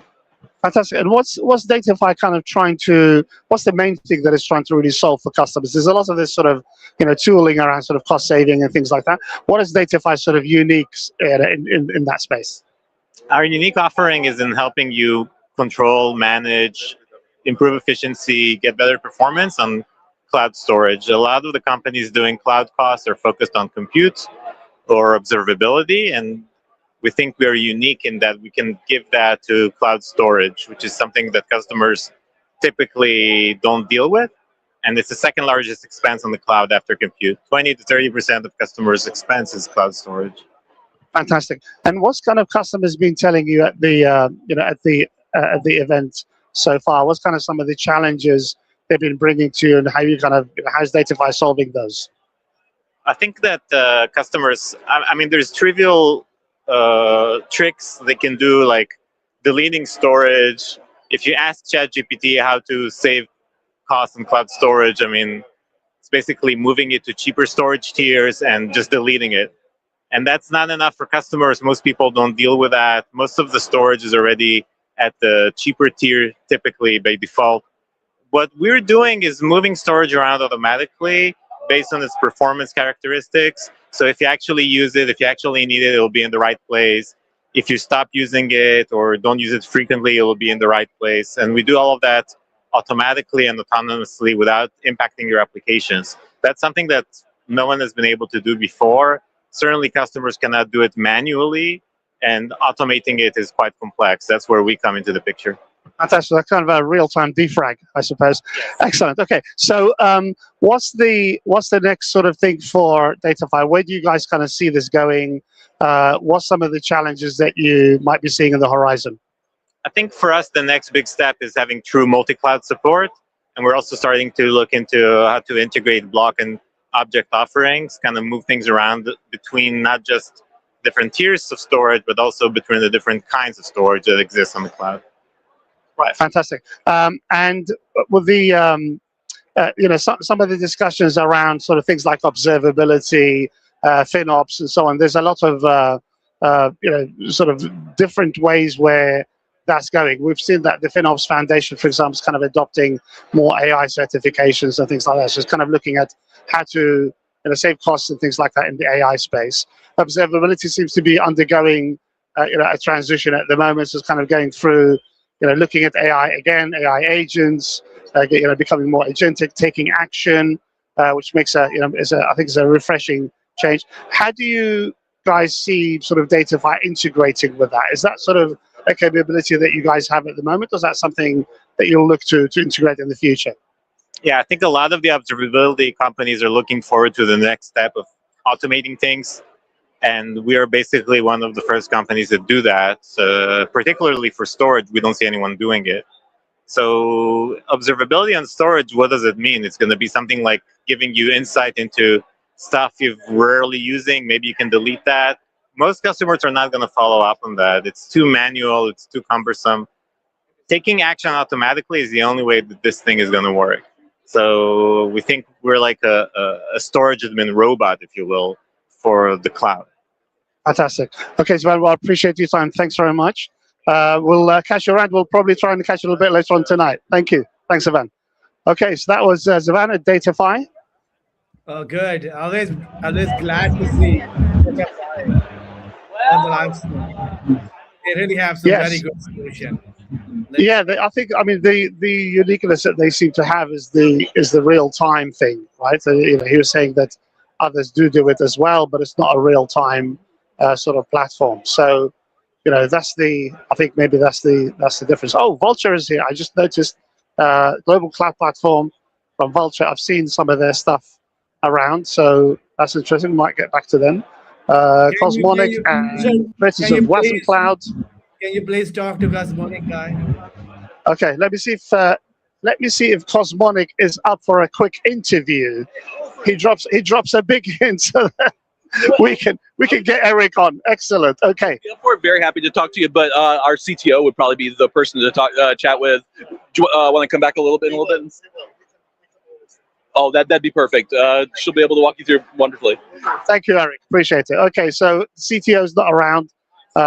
They're going to talk to him, and then he'll be back, understand, then we can maybe have a conversation with him later. Am I getting the impression here that people have been watching our live stream, saying, and then they've been saying too much to us in the past, and now all the stands have been warned about Cloud Native FM and the Cloud Therapist channel, and say, if these guys turn up with a microphone and a camera, don't talk to them.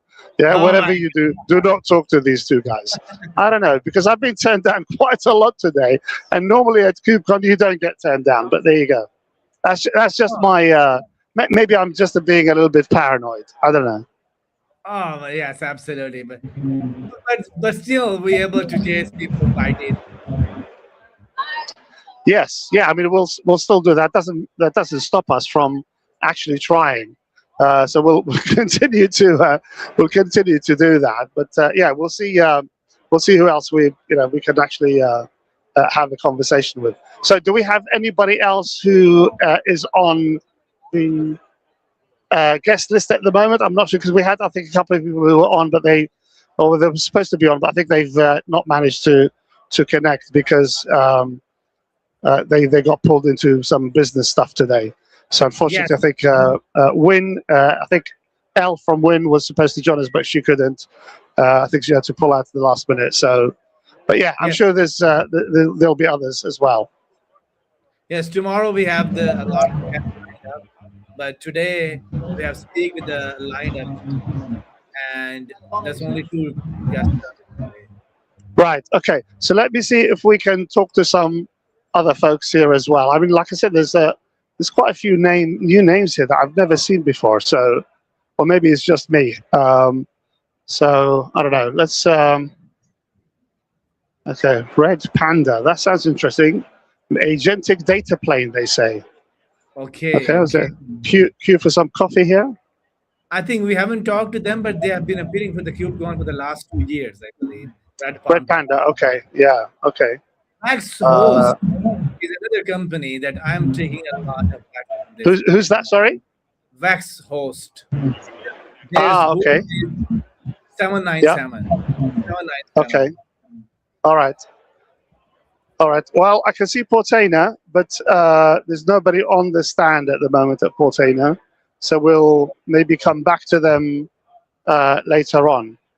Um, okay. Hang on. Somebody from. Okay. Sorry. Just bear with me for a second, Saeed. Talk to yourself for a minute. Hold on. Okay, sure, no worries. I will get back to you when you're actually done.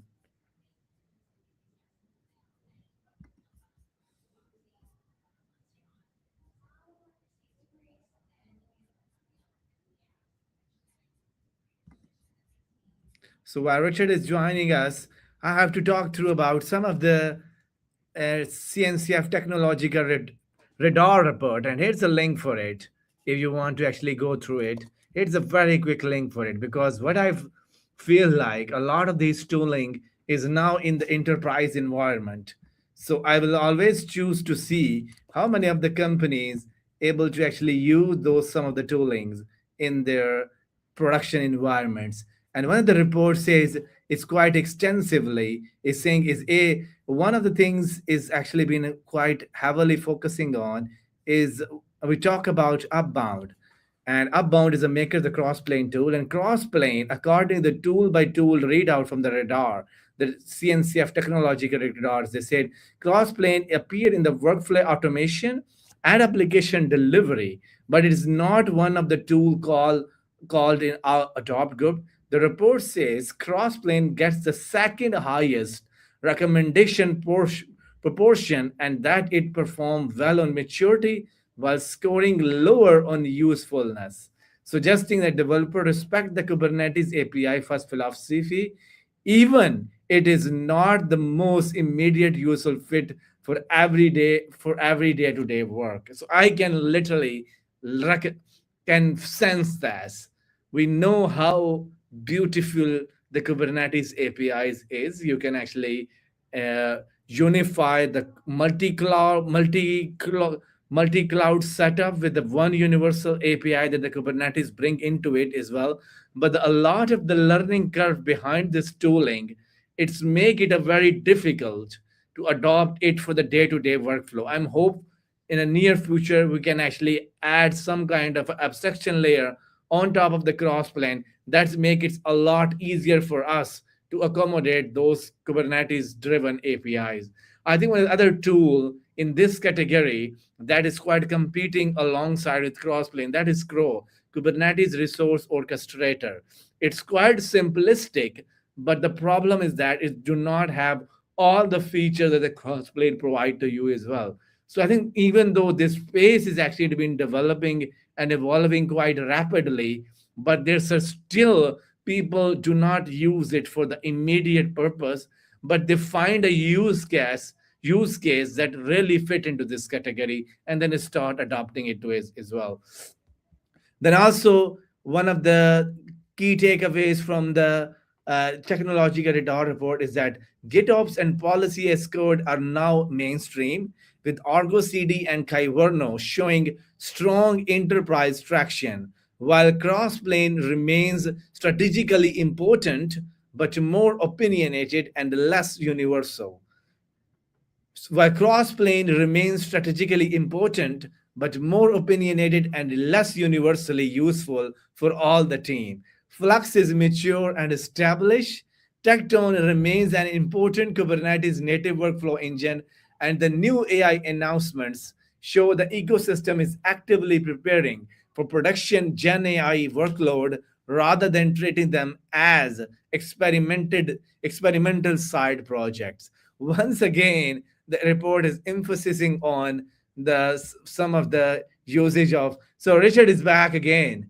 Richard, you are now live again. Hey, yeah. So I just, sorry, I got interrupted by the lady from Crusoe. You may Okay. remember Crusoe last time round. Yes. When we tried to talk to them at Container Days, they said they were not available. What was it? No, it wasn't Container Days. Tried to speak to them at the tech show in London, actually, only about a month ago. And they said they were not able to do any press stuff. Maybe their media guys or their marketing guys were not there. But she just chased me now in the aisles as I was walking around. And she said one of their techie guys is going to be available. So she took my number. I'm not sure if she took my number just for that, but maybe we'll see. But anyway, so she took my number. She said she's going to WhatsApp me later. And if we can't catch them today, we'll try and catch them tomorrow. But that definitely is really worth doing as an interview because Crusoe, as you know, are part of the Stargate project. Stargate has actually just been halted recently. That's the news I heard. So OpenAI is not actually doing any more Stargate builds. So I think they've done the first tranche of the data centers, but they're not doing any more. They've probably run out of money or they've run out of somebody else's money to use to build it. So so the idea I think is the idea was to build more, I think, of the Stargate project because there was supposed to be a $500 billion investment. That's what was announced early last year, 2025. But clearly that's not the case anymore. So we'll see. We'll ask them what they're up to. We'll see how are they still involved in it. That'll be really interesting, I think, conversation to have. And see what's the latest with them because they're very much in that AI data center, AI scale data center kind of building. And they are builders. They actually sit down and build the data center. So that'll be interesting to know what is what the latest is with them. Oh yes, it would be nicer if we can add them in tomorrow's episode as well. Yes, indeed. Okay, so I'm just going to cross over to the other stand. Actually, let's just walk through here for a minute. Let's see, because there was in the meals area, there's actually more stands here I found. So this is actually where they're, I think, doing all their lunches. And then you got bars and you got drink areas. The rest of the halls where actually the presentations are happening are further on that side. You can probably see some people going through that direction on the far side there. And then this other hall here has got more exhibitors in it, but it's a lot more well, spread out, really. So the main hall is there. You can see that there. And this hall here, which I think they called Hall 7 or something, has got more vendors. So we've got Learning Lounge. We've got Dell on the other side. Actually, I wonder if my friend is here at Dell. What is Dell doing? Kubernetes, resilient Kubernetes platform with a few clicks. Okay. Always a pleasure to have a look at some server kit. Folks, this is what actually the cloud runs on. So Richard, Servers like this. here's a small question for you. Yeah. The KubeCon Amsterdam last time around, I think it's happened in 2022. Can you repeat that, Sam? You're kind of breaking up a little bit. I'm saying, have you attended the KubeCon Amsterdam? I think it's happened in 2022 or 2023. Is it the same building for the last KubeCon? I didn't attend it, but I think it is the same one. Yes, I seem to remember the name of the center. We can always double check that later. But I seem to remember that, yes, being the case.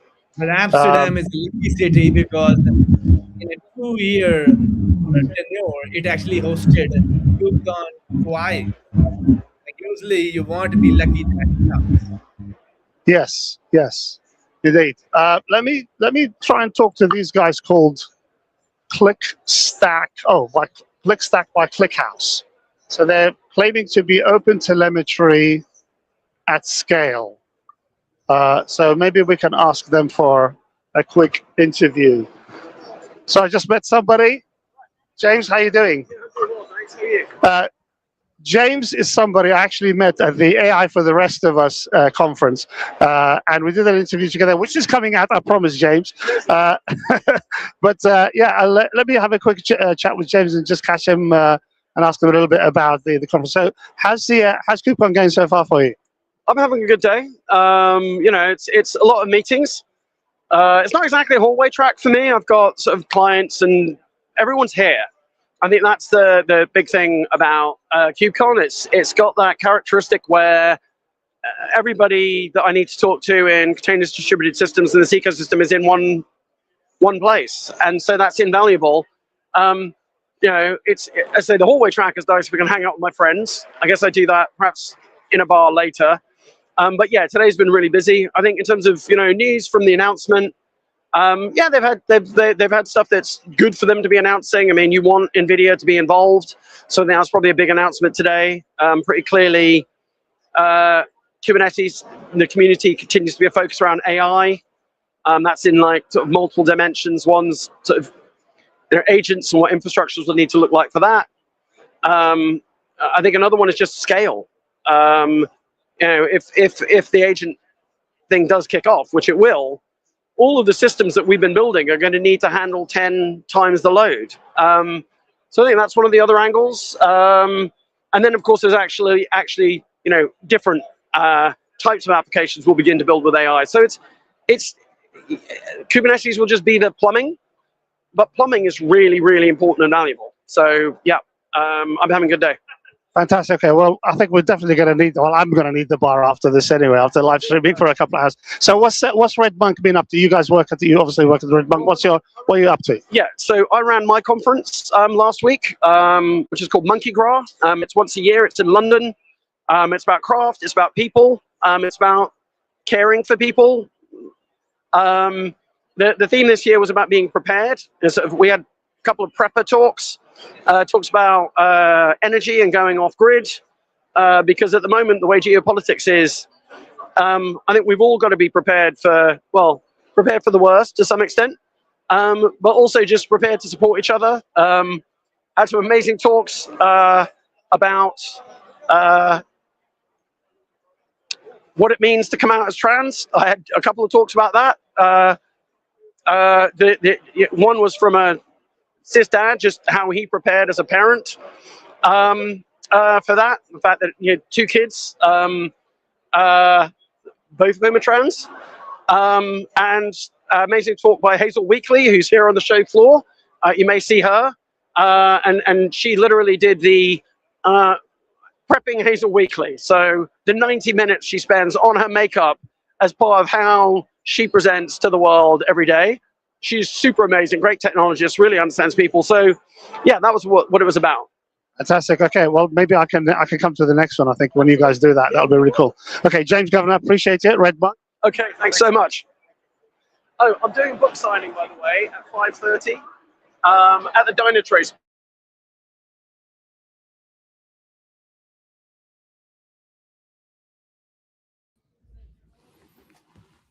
Hello, Rashid. How are Okay, you? so yeah, I'm still here. Apparently, sorry, I just bumped into James Governor. So James Governor's runs a company called Red Monk, and they're into this sort of AI space and GPUs and helping customers with their LLM models and things like that. And he was at the AI for the Rest of Us conference, which I attended last year.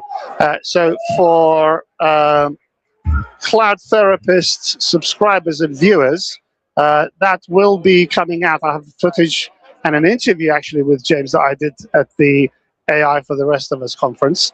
So I will be releasing that at some point.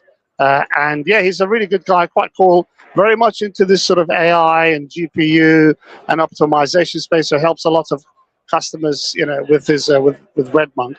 He's actually apparently doing a book signing, he said.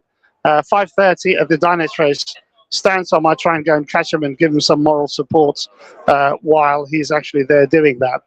So yeah, I might be giving him a quick hello, say a quick hello at the Dynatrace stand later on today. But that's James Redmonk, James Governor from Redmonk. Very nice and very fortuitous to actually bump into him.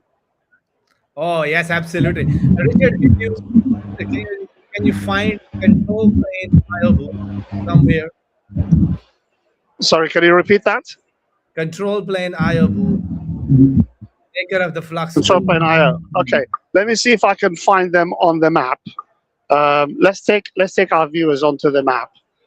You can see Microsoft's stand here. Very nice, actually. It's kind of very, it's very plain, but it's beautiful the way they've kind of done the drawings of the city, the buildings, the canals. So very. It seems to be very thematic, which is quite nice. So that's good. Yeah, very attractive. Let me see if I can find. Oh, there we go. There we go. Here's the map over there. So I'm just going to head over there. Let's see what Microsoft's actually talking about. Hold on a second. How can we do this? Here's the trick to Hyperlight. This is important because you will think you can run this for all VMs when you see it.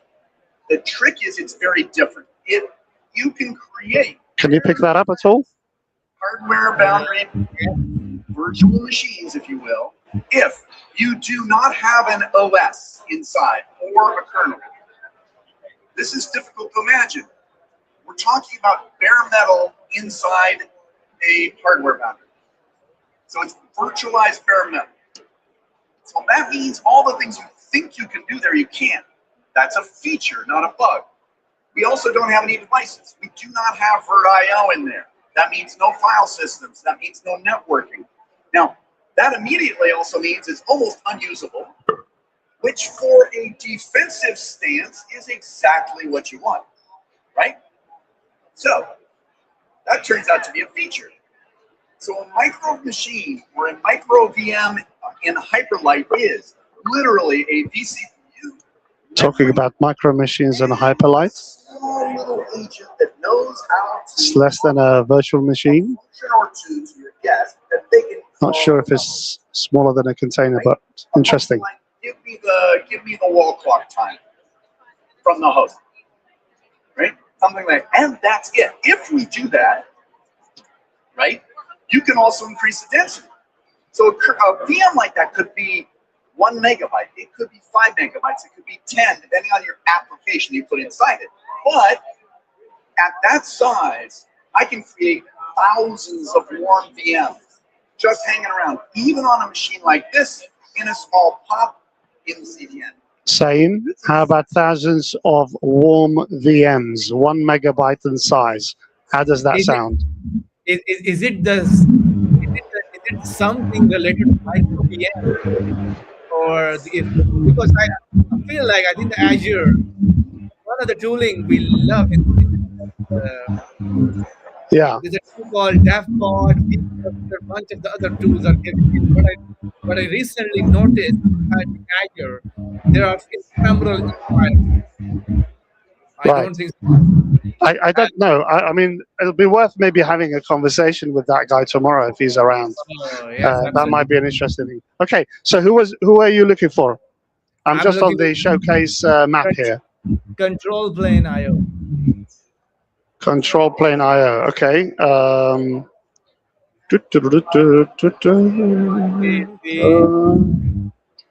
Uh, I got control monkey, but no control plane. Can you see that? I don't know if you can see. There's no control plane. There's control monkey. Okay, I don't no, have control plane IO. they're not there. They're not I guess they are not here. Oh, bad. Oh, what a shame. Okay, so this is the overall map. Just show you that very quickly. Kind of what it looks like. So it's actually an interesting sort of setup. It's relatively easy to get to everywhere. The bike zone here, which has the second entry, that has the smaller booths, and I don't know where that fits in. I think we may have been to that, but I need to figure out where that is going. So hang on, where are we now? So you are here. Okay, so if I go past there and then keep going down, okay, so I might be able to reach some of these smaller booths. Same. How about we do that? Yes. It's past Mirror D. Yeah, your favorite guys, Mirror D. So yes, we are down here somewhere. There we go. So we're there. It says you are here, and then we go up, and I think that goes into the other hall, and then up into the smaller booths, and to see what's actually available in the so-called bike zone. All right, let's head over there. So this was the meal area. So we'll skip that. I can see the wall at the end, and then we'll jump on these stairs and then go, or these steps, I should say, and then, oh, Google Cloud is here. Actually, Proxy has actually got a really big stand. That's quite interesting. Yeah, really big stand, HA Proxy. Very good. Okay. Google Cloud, Kubernetes, developer stuff from Google Cloud. Okay, so I keep going straight. See, M minus, minimus, M minimus, minus. Interesting. That's what do they do? Minimus images. Is that like a? Hang on. Oh, container images. Secure, minimal container images. Okay, I get it. I get it. All right. Let's see what's happening here. All right, let me go up. Up the steps. Portworx. I'll have a chat with Portworx at some point. Maybe tomorrow. Can have a conversation with them. They seem to be quite busy. So. Yeah. Akamai is also the good. Yes. Dash zero. Dash zero is there. Okay. $1 billion the guy yesterday. Okay. Tailscale. Okay. Kubernetes networking. Wow, wow, wow. Okay. That's interesting. Is there anyone from Grafana, yes. I'd love to talk to Grafana because of the article that I picked up from, I think it was Newstack actually, where they're talking about Grafana saving the day. So for observability and things like that. So I'm not sure if anybody from Grafana is available for a conversation. Be useful. Yeah. Yes. Okay. Full stack observability. Yeah, full stack observability, they say. Okay. What have they got on there? They've got stickers, competition going on as well, and so on. So Will you be able to grab some of the I'm still see if they're available. Hey, look, I bumped into. Who's this guy? Never seen him before. Who's that guy? Okay. I think they're a bit busy at the moment, so let me see if I can come back. They seem to be talking to customers, and I don't want to disturb people when they're talking to customers. good? So Is there a Kubernetes booth? Kubernetes, yes, they're on the other side though now, so we'll maybe go back that way in a minute. So okay, secrets management, right? That's next to DataFi. I might come back to them actually. They sound really interesting. Mirantis is, oh, there's a Mirantis booth. Yeah, Mirantis, only one guy, and he's talking to somebody. So everybody's really busy. Oh, here we go. Okay, so this is that smaller area that I was looking for. I think we went through some of them. We went through some of them, but not all of them. So I wanted to see who else was in this area. We've got CoreLogix, Computer Center. I did see Coda earlier, but I think the area I didn't expand on was getting through here. To actually go through, this is quite busy here, so let's see if we can get through here. Crusoe is there. Did they send me a message? Let me just check. Crusoe have not sent me a message. Okay. So, oh yes, so we didn't cut through here. I wanted to cut through this bit here. So Code Cloud is doing a book signing.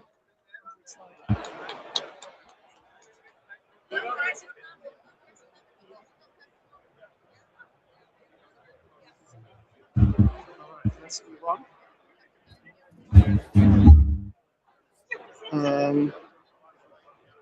PlayStation? What is that name? That's an interesting name. You see that saying? Ah, yes. PlayStation, I think. Arcade, yeah. They have to have an arcade game of some kind. Pick and win, it says. There we go. Oh. All right, so yeah, they got something going on there. Revo Cloud and Cybersecurity, Better Stack, Tracing, Reimagined. eBPF and television, so they're using eBPF. Okay. I don't think my friends from Polar Signals are here. I'm not sure if Polar Signals is here. I need to look up on the map and see if they're there, but I haven't seen them. So. FinOps without tagging, cost observability of your dreams. Interesting. Okay, so more FinOps. So you see, this is what I'm seeing now. There's a lot of this, people using observability because it's either the term that you need to use, or it's because it's the thing to do right now. Which is a little bit strange. That is just kind of, that is the term, that is what we use, that is what we say, and then people are, using that term. But actually, are they doing observability, or is it kind of cloud cost management? And you kind of have to, you can't just kind of take people at their, what they're saying or the marketing says about, their solution. You have to kind of dig a little bit deeper into it and see whether actually it is what they're saying it is. Is it actually a fully fledged FinOps platform, or is it just kind of cloud cost management? Yeah. I think observability is now reshaping a next trend. Like, it's a trend to attract the customers. I think a lot of people are into it because I think it's a next thing. Get a positive way. Yeah. Well, it's yeah, and it seems to be. I mean, I saw the other day they updated their certification to include AI. So I'm assuming there is AI. Okay, so how do you do that if the tools don't do that? Because the FinOps Foundation doesn't have its own tools, right? No. They don't have their own. So they're like, they kind of talk to the, vendors in that space, right? But they don't do their own like FinOps tool. They're just a foundation. Yeah. So if that's the case, then who are they, relying on? Is it kind of the usual suspects in that space? I don't know. Anyway, let me just go over to this side because I don't think this was the side I was looking for. There seems to be more booths here. This is a bit bizarre, I have to say. Okay. Apart from the beautiful tulips. So obviously, Holland is very famous for tulips. They export them by the zillion. So over here, we've got a demo theater over in the distance. There's a tram zone. I don't know what that's about. Maybe we'll explore it. There's a seating area here, so you can sit. But then maybe you can see on the far side, there is more exhibition stands. There's more stands over there. And there's some more here as well. So you've got AMD here. I think there's NVIDIA there as well, also somewhere. Is there an NVIDIA? I don't know. If there is, maybe we can have a quick chat with them. They might be having a smaller booth. Fusion Auths, identity without constraints. Stack IT is back again. Have you seen anyone? Have you able to walk through it? Have you spotted data booths anywhere? Sorry, can you repeat that again? Have you spotted their data booth? I can't hear you, Saim, sorry, because there's an announcement in the background. Okay. Sorry, just bear with me for a second. There's an announcement and it's really echoing here. And I'm struggling to, I can't even hear myself think, so hold on. F5 seems to be here. Fujitsu Enterprise, oh, that's interesting. I was talking to Fujitsu's here. Enterprise Progress, okay. Or Postgres, rather, I should say. So AI security compliance, portability, blah, blah. Okay. This might interest might interest somebody I know. I won't say who. Scarf is here, so is it Avi and Co? Yeah, it looks like Scarf and Avi's there busy talking. Okay. There's some trivia games here. Kind of a version of bowls, as they say. You throw these things down and then you're supposed to get something. There we go. Interesting. All right, so let me explore this side because we've not been to this side. So that was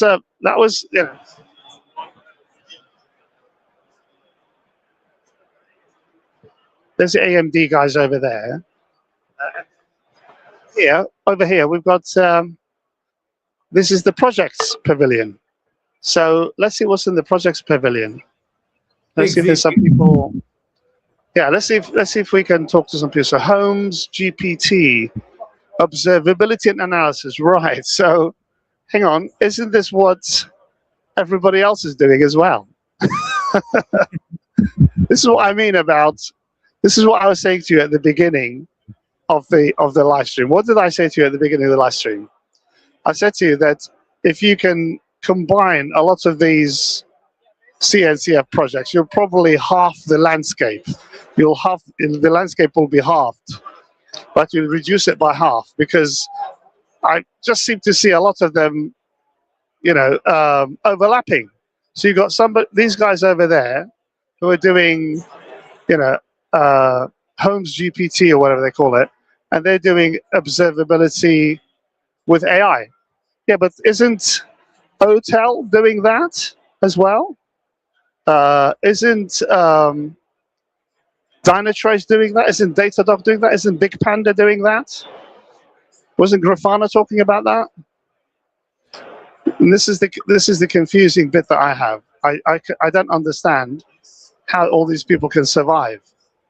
Yes, absolutely. So, yeah. But Richard, The guy from Dapper. I saw him at Container Days, so I Okay. definitely want to have a quick chat with him and Dapper. So, yeah. Okay, so let's get in here a little bit.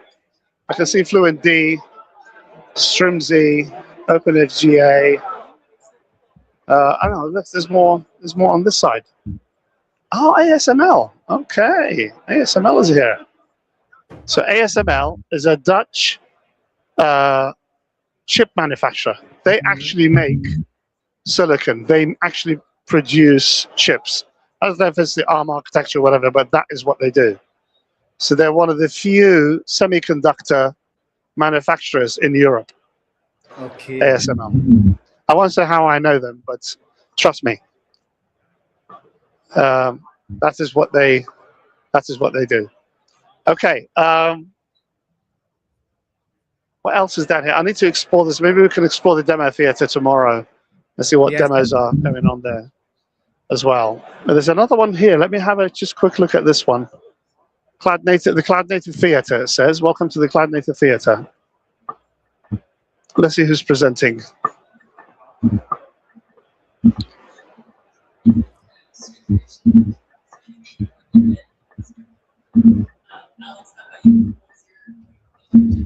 Oh, so it's a panel discussion, fireside chat, panel discussion going on. Let's have a look.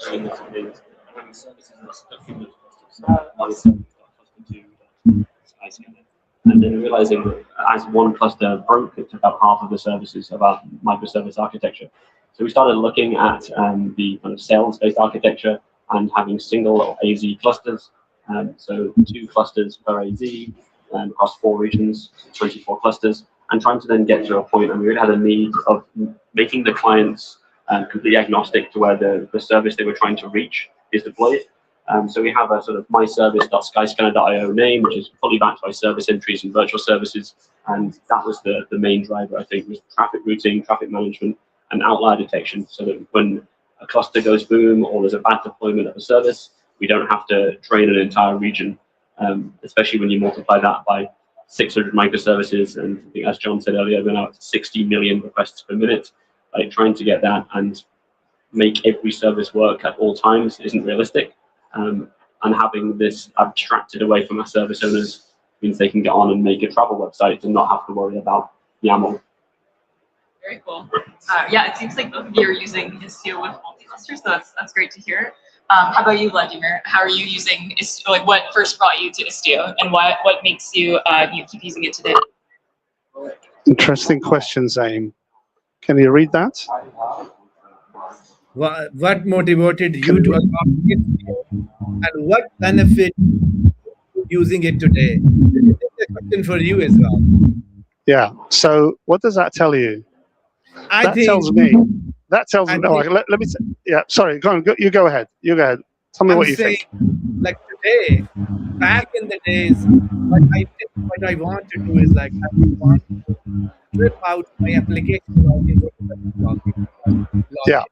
Now the question is, with the AI agent collecting the data and taking action, will I need to add another layer where AI agent also taking the compute power? That's the question. That's a $1 million question for everyone. So, but I feel like many people are moving into the EPP solution rather than running a separate sidecar alone. But the sidecar approach had its own benefit, but it's required a lot of something. Yes. So that question said to me, I don't know who asked it, but they sounded like they're struggling with Istio, and they're struggling with microservices in general. It was the way that the way that the question was asked. How did you make it work? What did it say? Let me just go back for a second. What motivated you to adopt Istio? It's like, are you crazy? Why did you adopt Istio? We know it's complicated.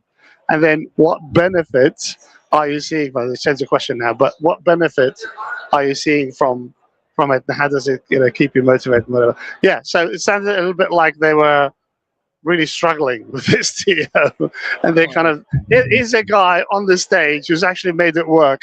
So let's just ask him all the questions. You can actually feel the emotion in that question. So I was kind of going for the psychology there a little bit. Interesting. I think the service message in general, Yeah. people has a lot of complaints about service back in the day, and even today. Yeah. A lot of the questioning being asked when you were meant to have a service mesh in place, because all it introduces a lot of the tools, ways to innovate, but it also slows you down as well.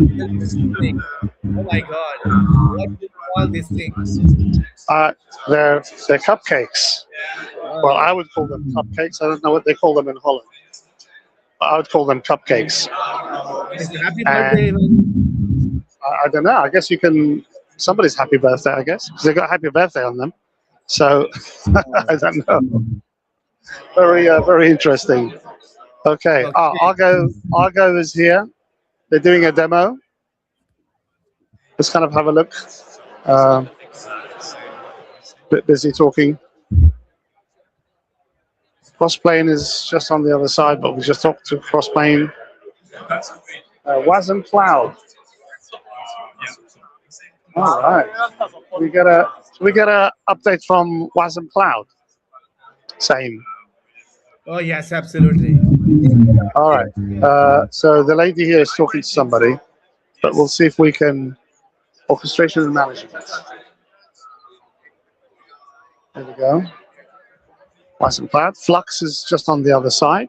There's Istio. We were talking about Istio.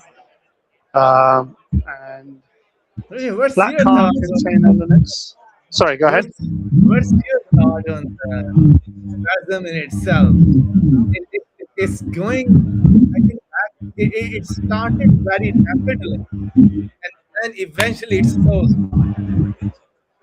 Which one is that you're referring to? I didn't catch that. Wasm.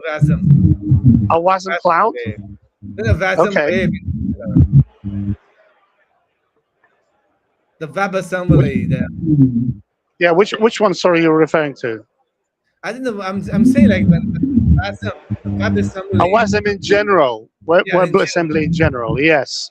Yes, it's kind of, you remember when we did the live stream a couple of years ago, it was kicking off, there was loads of people there and we were talking to them all about it. And now, yeah, it's kind of, you've got a couple of the project stands and that's it. Nobody else is talking about WebAssembly.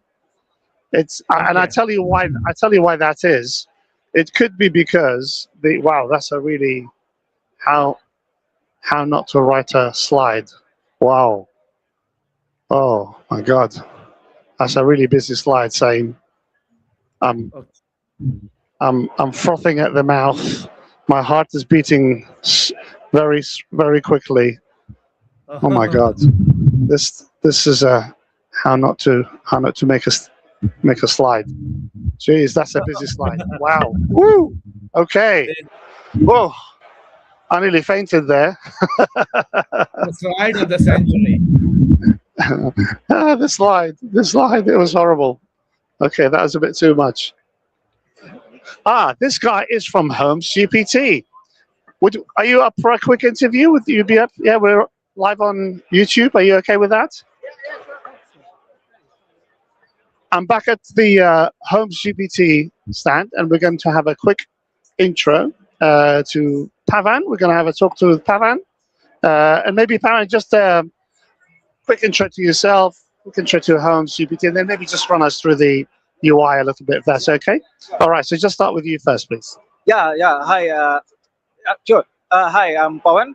I'm one of the maintainers of the Homes GPT open source project. It's a CNCF sandbox project. We are an AI SRE agent that you can build your agents on top of, or you can use it standalone and do alert remediation. You can also do incident response, things like that. Yeah. Excellent. So how does this kind of differ from what other people are doing around observability? There's a lot of talk about, obviously, AI coming into observability. So things like, OTel, and you've got people like a more established place like Dynatrace and Datadog. I was talking about that, Grafana and so on. So how does this kind of Does it differ from that? Is it kind of going in the same direction? What's your view? So basically, Homes does not do observability itself. Homes sits as a layer on top of your observability. So essentially, you run Homes on your say, Kubernetes cluster, and what you do is you hook up all of your observability data to Homes. So when you have an incident or when you have a query, you ask Homes, and Homes will essentially pull all the relevant data from all your data sources, identify, as an example, say I want a graph related to say the last 2 hours, and identify why there was a CPU spike or why my pods crashed. What Holmes would do is it would look at all of your metrics and identify what relevant metrics are needed, and it would write its own PromQL query and fetch this data and use this to actually answer your question. So it basically yeah, it sits on top of your observability data and does anything that just like a human would do. Excellent. Okay. Would you mind kind of just giving us a quick run through of the UI and kind of just a quick demo, please, as you go through, and talk us through that, please? Yeah. So I will just show you how it would just work. And so, for example, in this case, Homes GPT would sit in your cluster, and we essentially connect all of our observability data to it. You can bring your own model. So what this gives you is essentially you can run Homes in an air-gapped environment. You can run it on-prem. It's completely yours. And you can also hook your run books, any of your knowledge base, and you can essentially talk to Homes in multiple ways. For example, if you see here, this is an example where I'm trying to just understand what the issue is. So I can just be even vague for that matters.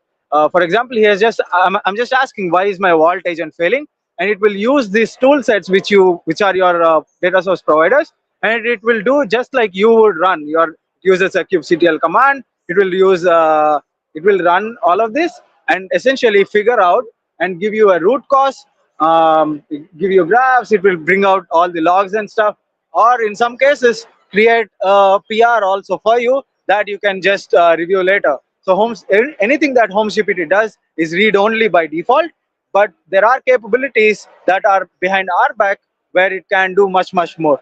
Right. And how is it kind of authenticating itself in a customer's cloud environment? For example, in terms of Kubernetes, you are essentially giving your kubectl config. So for example, if you run Homes GPT CLI, it will use the kube config in your local machine to connect essentially just like you would to the Kubernetes cluster. Right. And is you showing there that it actually has integrations with like PagerDuty and things like that? Does it also connect back to some of the other sort of, as we said, kind of Dynatrace and so on? So you can hook it up to Datadog. You can hook it up to Splunk, Tempo, anything that has logs, metrics, databases. You could all totally do that. Fantastic. And you said you can obviously query it to go and sort of find something out for you. Can you also set it so not wait for something to go wrong, but can you say, look, this we're going to do it's Christmas next week, so lots of people are going to need this service to be up and running because there's going to be lots of orders being taken on the web, on our website, blah blah blah. So really look after this service, make sure it continues to work, and if it doesn't, let me know at least, or something like that. Is that kind of something you can do? Yeah. So we do have something called schedule health checks or like one-time health checks. What this essentially does is just like you asked. So you can basically just tell it to do just that. You can say, we have a deployment here. Make sure you are running every single hour on this specific day or something. You could ask it to essentially look into a specific namespace, specific application. Tell me if there's an issue. You just alert me. How do you do it? You can add a destination, a Slack destination, and a channel. Here's where you have to reach out to, or you have to just tell it here. So it will do whatever that you have asked it for and just let you know. Excellent. Okay, Pavan, I appreciate your time, and thanks for the demo as well. That was really cool. Thank you. Thank you. My pleasure. Thanks very much. Okay, so that was Pavan and Homes GPT. Interesting platform. I think this is really it sounds to me like the one feature you would have in OpenTelemetry or Dynatrace or Datadog. So they've kind of seem to have either come up with that or they've taken that out and said, okay, let's make that a product. This is what I was saying to you about the CNCF projects, just splintering and splintering and splintering. It's like a fractional. It's like Datadog is 1.0, and then this thing is, 0.1, and then something else is 0.2, and so on. And it's like a fraction of the major tools, right? They're not really doing, the way he was describing it, it doesn't really do anything else. It's an agent, and you just tell it to go and find why this failed. This one I'm worried about, so please keep an eye on it, and you can set the metrics for that, and it'll tell you and notify you in Slack or blah blah. But it doesn't take any actions, as he said. It's read only, right? So, this is actually very much typical of what I'm seeing and what I've been saying. That these tools are not really, taking sort of a wider view and doing lots more functionality and doing lots of taking actions and things like that. So I don't understand what is the point of that. This is the sort of thing, like I said, if you look at the CNCF projects, you can actually consolidate these. It's just bumped into Chris Plank there. Sorry. So yeah, and this is the kind of thing I think that is the type of stuff that we want to avoid. Really want to avoid doing. Sorry, go ahead. Can you talk with the Falco guys? The Falco guys, yeah, sure. Hold on. Let me see if I can catch them. Falco guys seem to be on a break. They're enjoying their cupcakes at the moment. May I interrupt you? We're live on YouTube. Are you guys up for a quick interview? Yeah? Okay. All right. Can I talk first? Is that okay? Yeah, okay. Can I just do a, can you just, ask you just do a quick intro for yourself, and then a little bit about the Falco project as well? I'll hold. Okay. Hello, my name is Jacopo Rozzo, and I'm a maintainer of the Falco project. And we are here today to celebrate 10 years anniversary of Falco. Okay, happy birthday. Is that what the cupcakes are? Oh, same. We've solved the mystery of the cupcakes. There we go. It's actually Falco's 10 years. And that's the reason why we have cupcakes. Excellent. Okay, so a little bit about Falco and kind of some of the latest features that you guys have introduced and so on. Can I just ask you to stand on this side, because of the lighting coming in that way? It's a little bit easier. There we go. That's a little bit better. We can actually see you now, which is fantastic. Okay, so quick intro to Falco, please. Yeah, Falco is a runtime security tool. It's cloud native. Basically, when we describe Falco in a nutshell, we use the analogy of a security camera, because it allows to get insight about what's happening in your system, in your infrastructure. And it's a real-time threat detection tool. It's very extensible. It allows you to get visibility into kernel level information. The instrumentation that is used by default is based on kernel probe. So it's based on syscall. The events that we generate are based on processing syscalls, and it's extensible. So you can create your own plugin to generate a different set of events from different sources, or you can extend the built-in events with additional information, like we have a container plugin to get container metadata, a Kubernetes plugin to enrich events with Kubernetes metadata. Fantastic. Is it possible for us to have a quick demo so you guys can kind of show us around how it works? Do you have that available? We don't have anything ready. Okay, right. We can have like a quick look at the slides of the presentation. That sounds good. Yeah, we can go for that. Sure, that sounds good. Well, at least we solved one mystery today. Same, the cakes or the the cupcakes. They're the celebration here for 10 years of Falco. So there Oh, you yes. go. It All is right. a very good project. It's very Yeah, so the guys here are going to do a quick presentation for us to take us through Falco as a quick demo here. They don't actually have a sort of a live demo, but they do have slides, so they will try and get through that. And then let's see if we can do a quick presentation on Falco. Yeah, another interesting kind of thing. It seems to be focused more on social security. I mean, I've known about Falco. I've not really looked into it in the past, so always good to explore some of these more long-standing CNCF projects as well.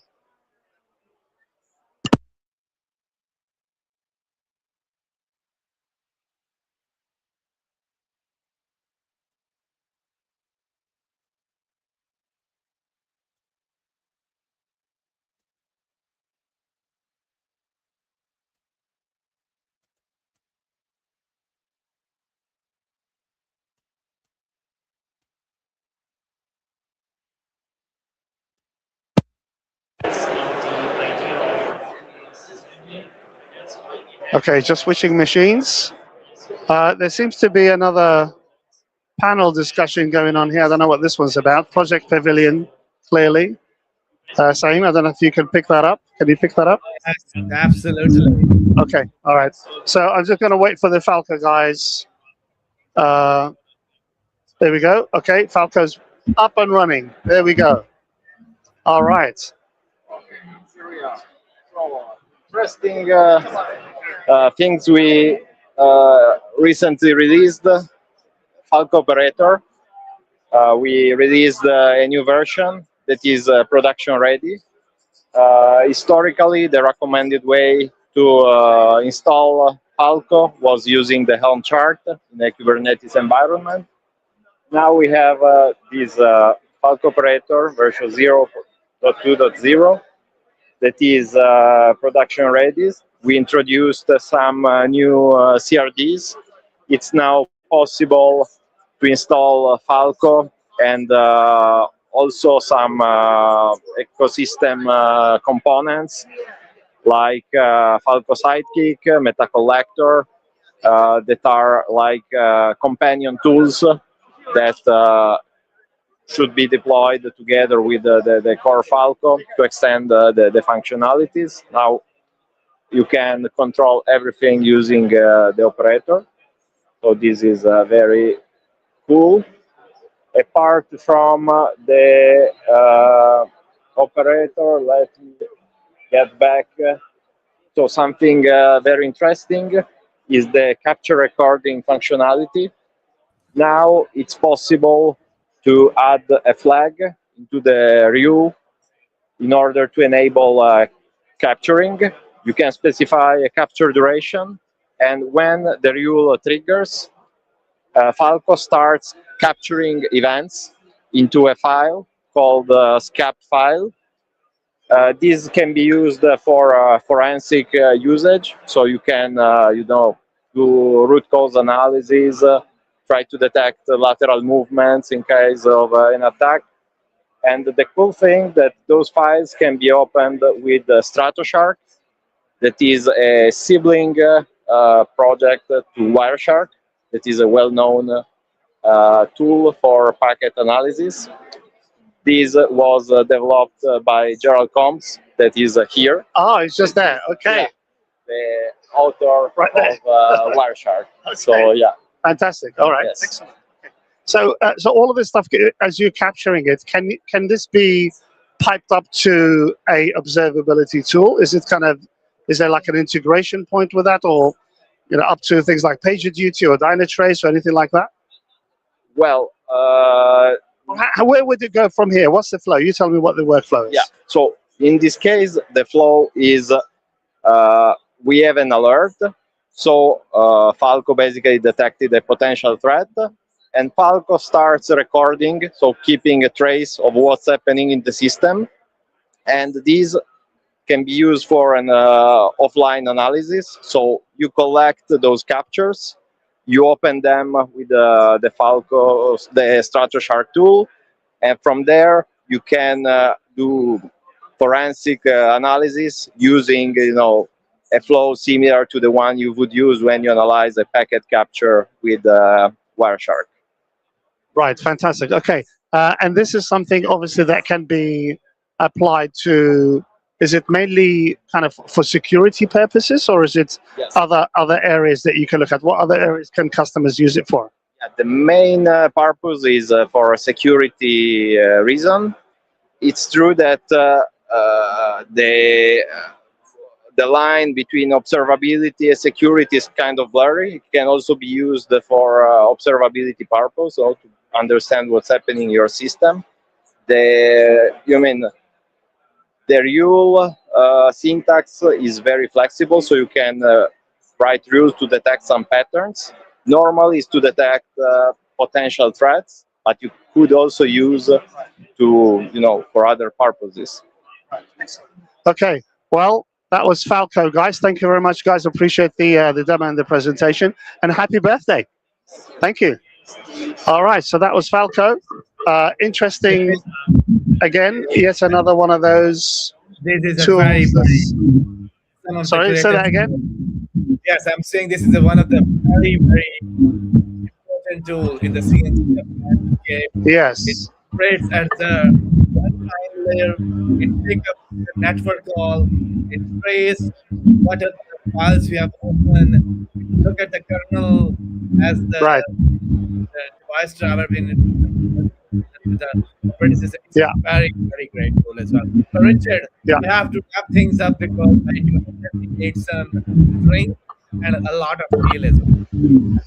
We do, yes, we do. I think we've been going, I think, 2.5 hours or so. So my feet are starting to hurt.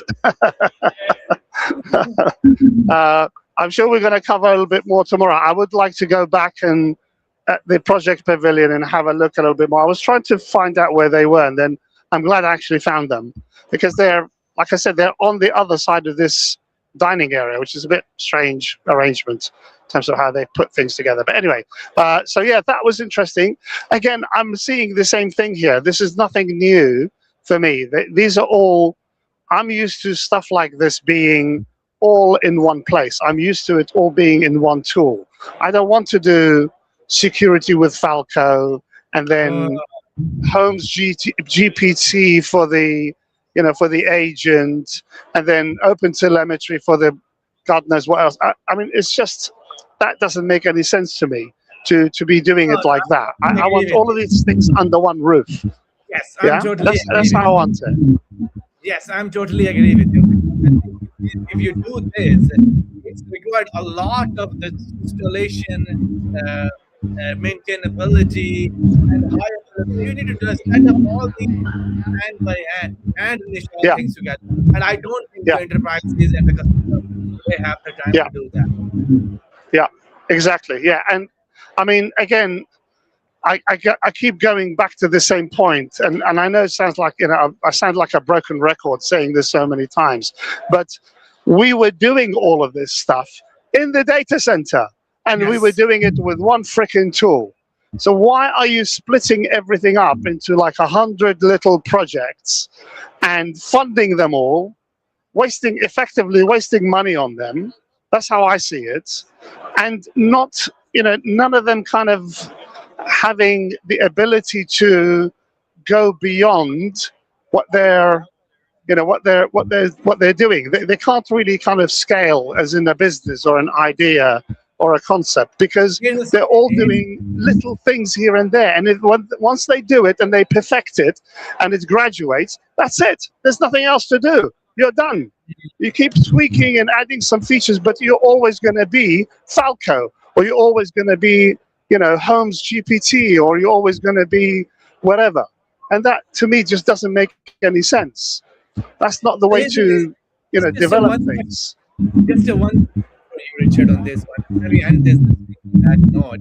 It's like, do you feel like it's like back data center and the old system are they actually in a phase or in a shape that requires more investment rather than building from scratch? As you mentioned correctly, we need all this under the one umbrella. We're doing we are doing this Yeah. in the data center.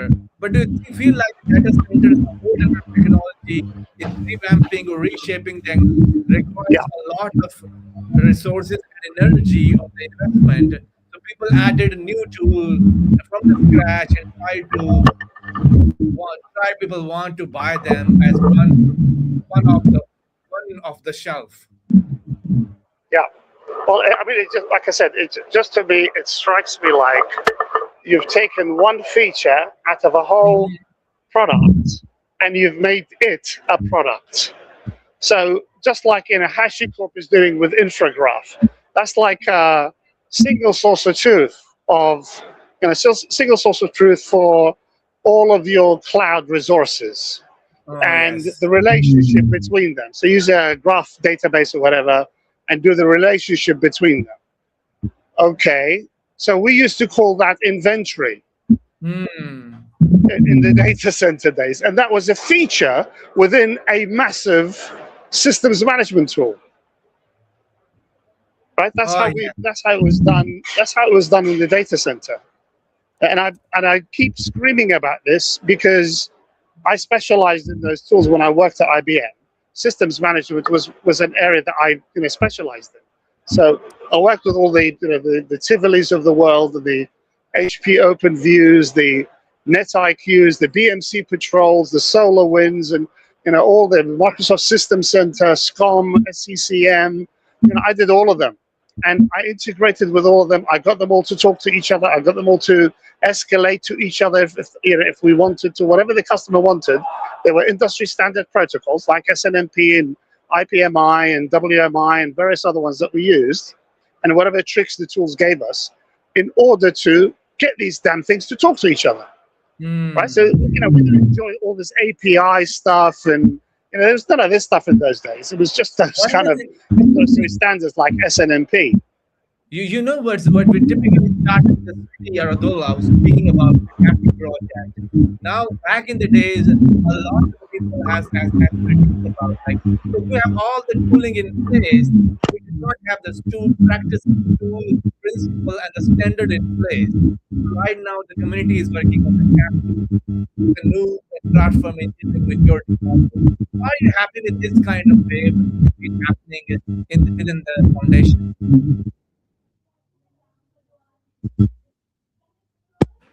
I don't know. I mean, we'll see how these things pan out. They are at a sort of a project phase, but to be honest with you, splitting them up, splitting projects up like that, or splitting up the features and splintering them into different projects is not really how I would do it. But this is the unfortunately, this is the CNCF way.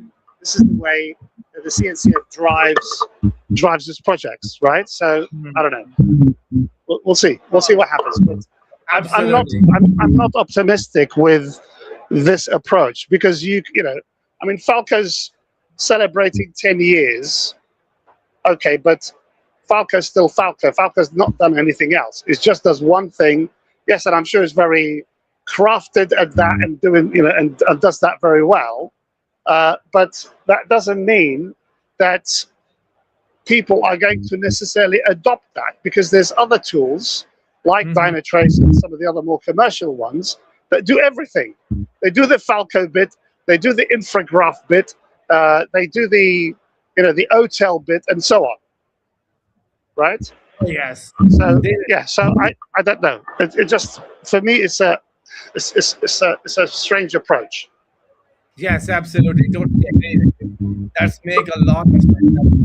But unfortunately, we have to stop here because we are doing it for the last 2 hours and 45 minutes. So any final thought before we leave? Yeah, I mean it's. Do you know what I liked this time around? I actually like the stands, the booths, as some people like to call them. They actually look very slick, very professional, very well put together. There was one with a scrolling. I can't see it now. I think it's on the other side. I'm not sure. There's like a scrolling message going round and round at the top of the actual stand, which I thought was quite cool. And yeah, I think the marketing aspect of it has been very good. Product-wise, I've not seen anything hugely exciting. I think you read out some news items and some projects graduating, whatever. That's good. But yeah, I mean, again, if I pick up on all of these people here, all these stands, all these projects that are happening, especially the ones in the project pavilion, again, I could probably reduce them into a handful of tools, right? Put all those functions that they do into a handful of tools and call it an observability platform or a security platform. You don't need them to be separate. I don't need to be looking at 20 UIs to do my job. Yeah, and then then you've got kind of AI coming in, and as you saw with Homes GPT, it's just an agent. Yeah, okay, yes. But Hotel is talking about agents, and so is Dynatrace. And Dynatrace saying you can run agents within the Dynatrace interface. Yeah, that's augmentation. That's what we said at the beginning of the live stream. Right? But I don't want that agent to be a separate tool from another party that I have to go and get it from. Totally. If I'm with Dynatrace, I'll just kind of stick with Dynatrace because hey, look, they've got an agent as well. Oh, look, Datadog over there have got an agent as well, and PagerDuty's got an agent, and all these other vendors, Big Panda has got an agent, and so on. And all the observability guys have got an agent. So why would I want to go and get Homes GPT on its own when all its functionality is already in the Dynatrace, the new version of Dynatrace? Absolutely. But we need to resume our live stream question tomorrow. And you have the more visibility and customer base as well. And more guests. More guests, absolutely. And before we wrap up the discussion, thank you very much once again. I know it's very tough doing the thing live, walking and talking to people is always been tough because some people are always busy and trying to find the best place when they are free. It always requires a lot of traveling and a lot of walking in terms of and to start the stream from the same place and get back to the original place back. It's required, and this people know the place very well. Where you started, and we ended on the same kind of a scene. It's great. So, Richard, thank you very much. So, I hope to catch you up because we have some wonderful guests lined up for today. Hopefully, we have definitely. We'll do that. We'll do that definitely tomorrow. Thanks, guys, for everybody for watching. Please subscribe to both our channels. Really appreciate that. It's just kind of it's trivial for you and it's free, but it really makes a lot of difference for us, and we're always striving to give you more quality on these live streams as well as the content that both CloudNativeFM and Cloud Therapist channel produces. So yeah, we really appreciate you supporting us, interacting with us, and definitely subscribing to our channels. Yes, and Cloud Therapist the 1K mark, and when it's done, we can do up the viewers pay for that as well. So that's really good. Thank you very much, Richard. We'll be back again on the live stream today at 2 p.m. Some more news live. Absolutely. Bye bye, everyone. Bye.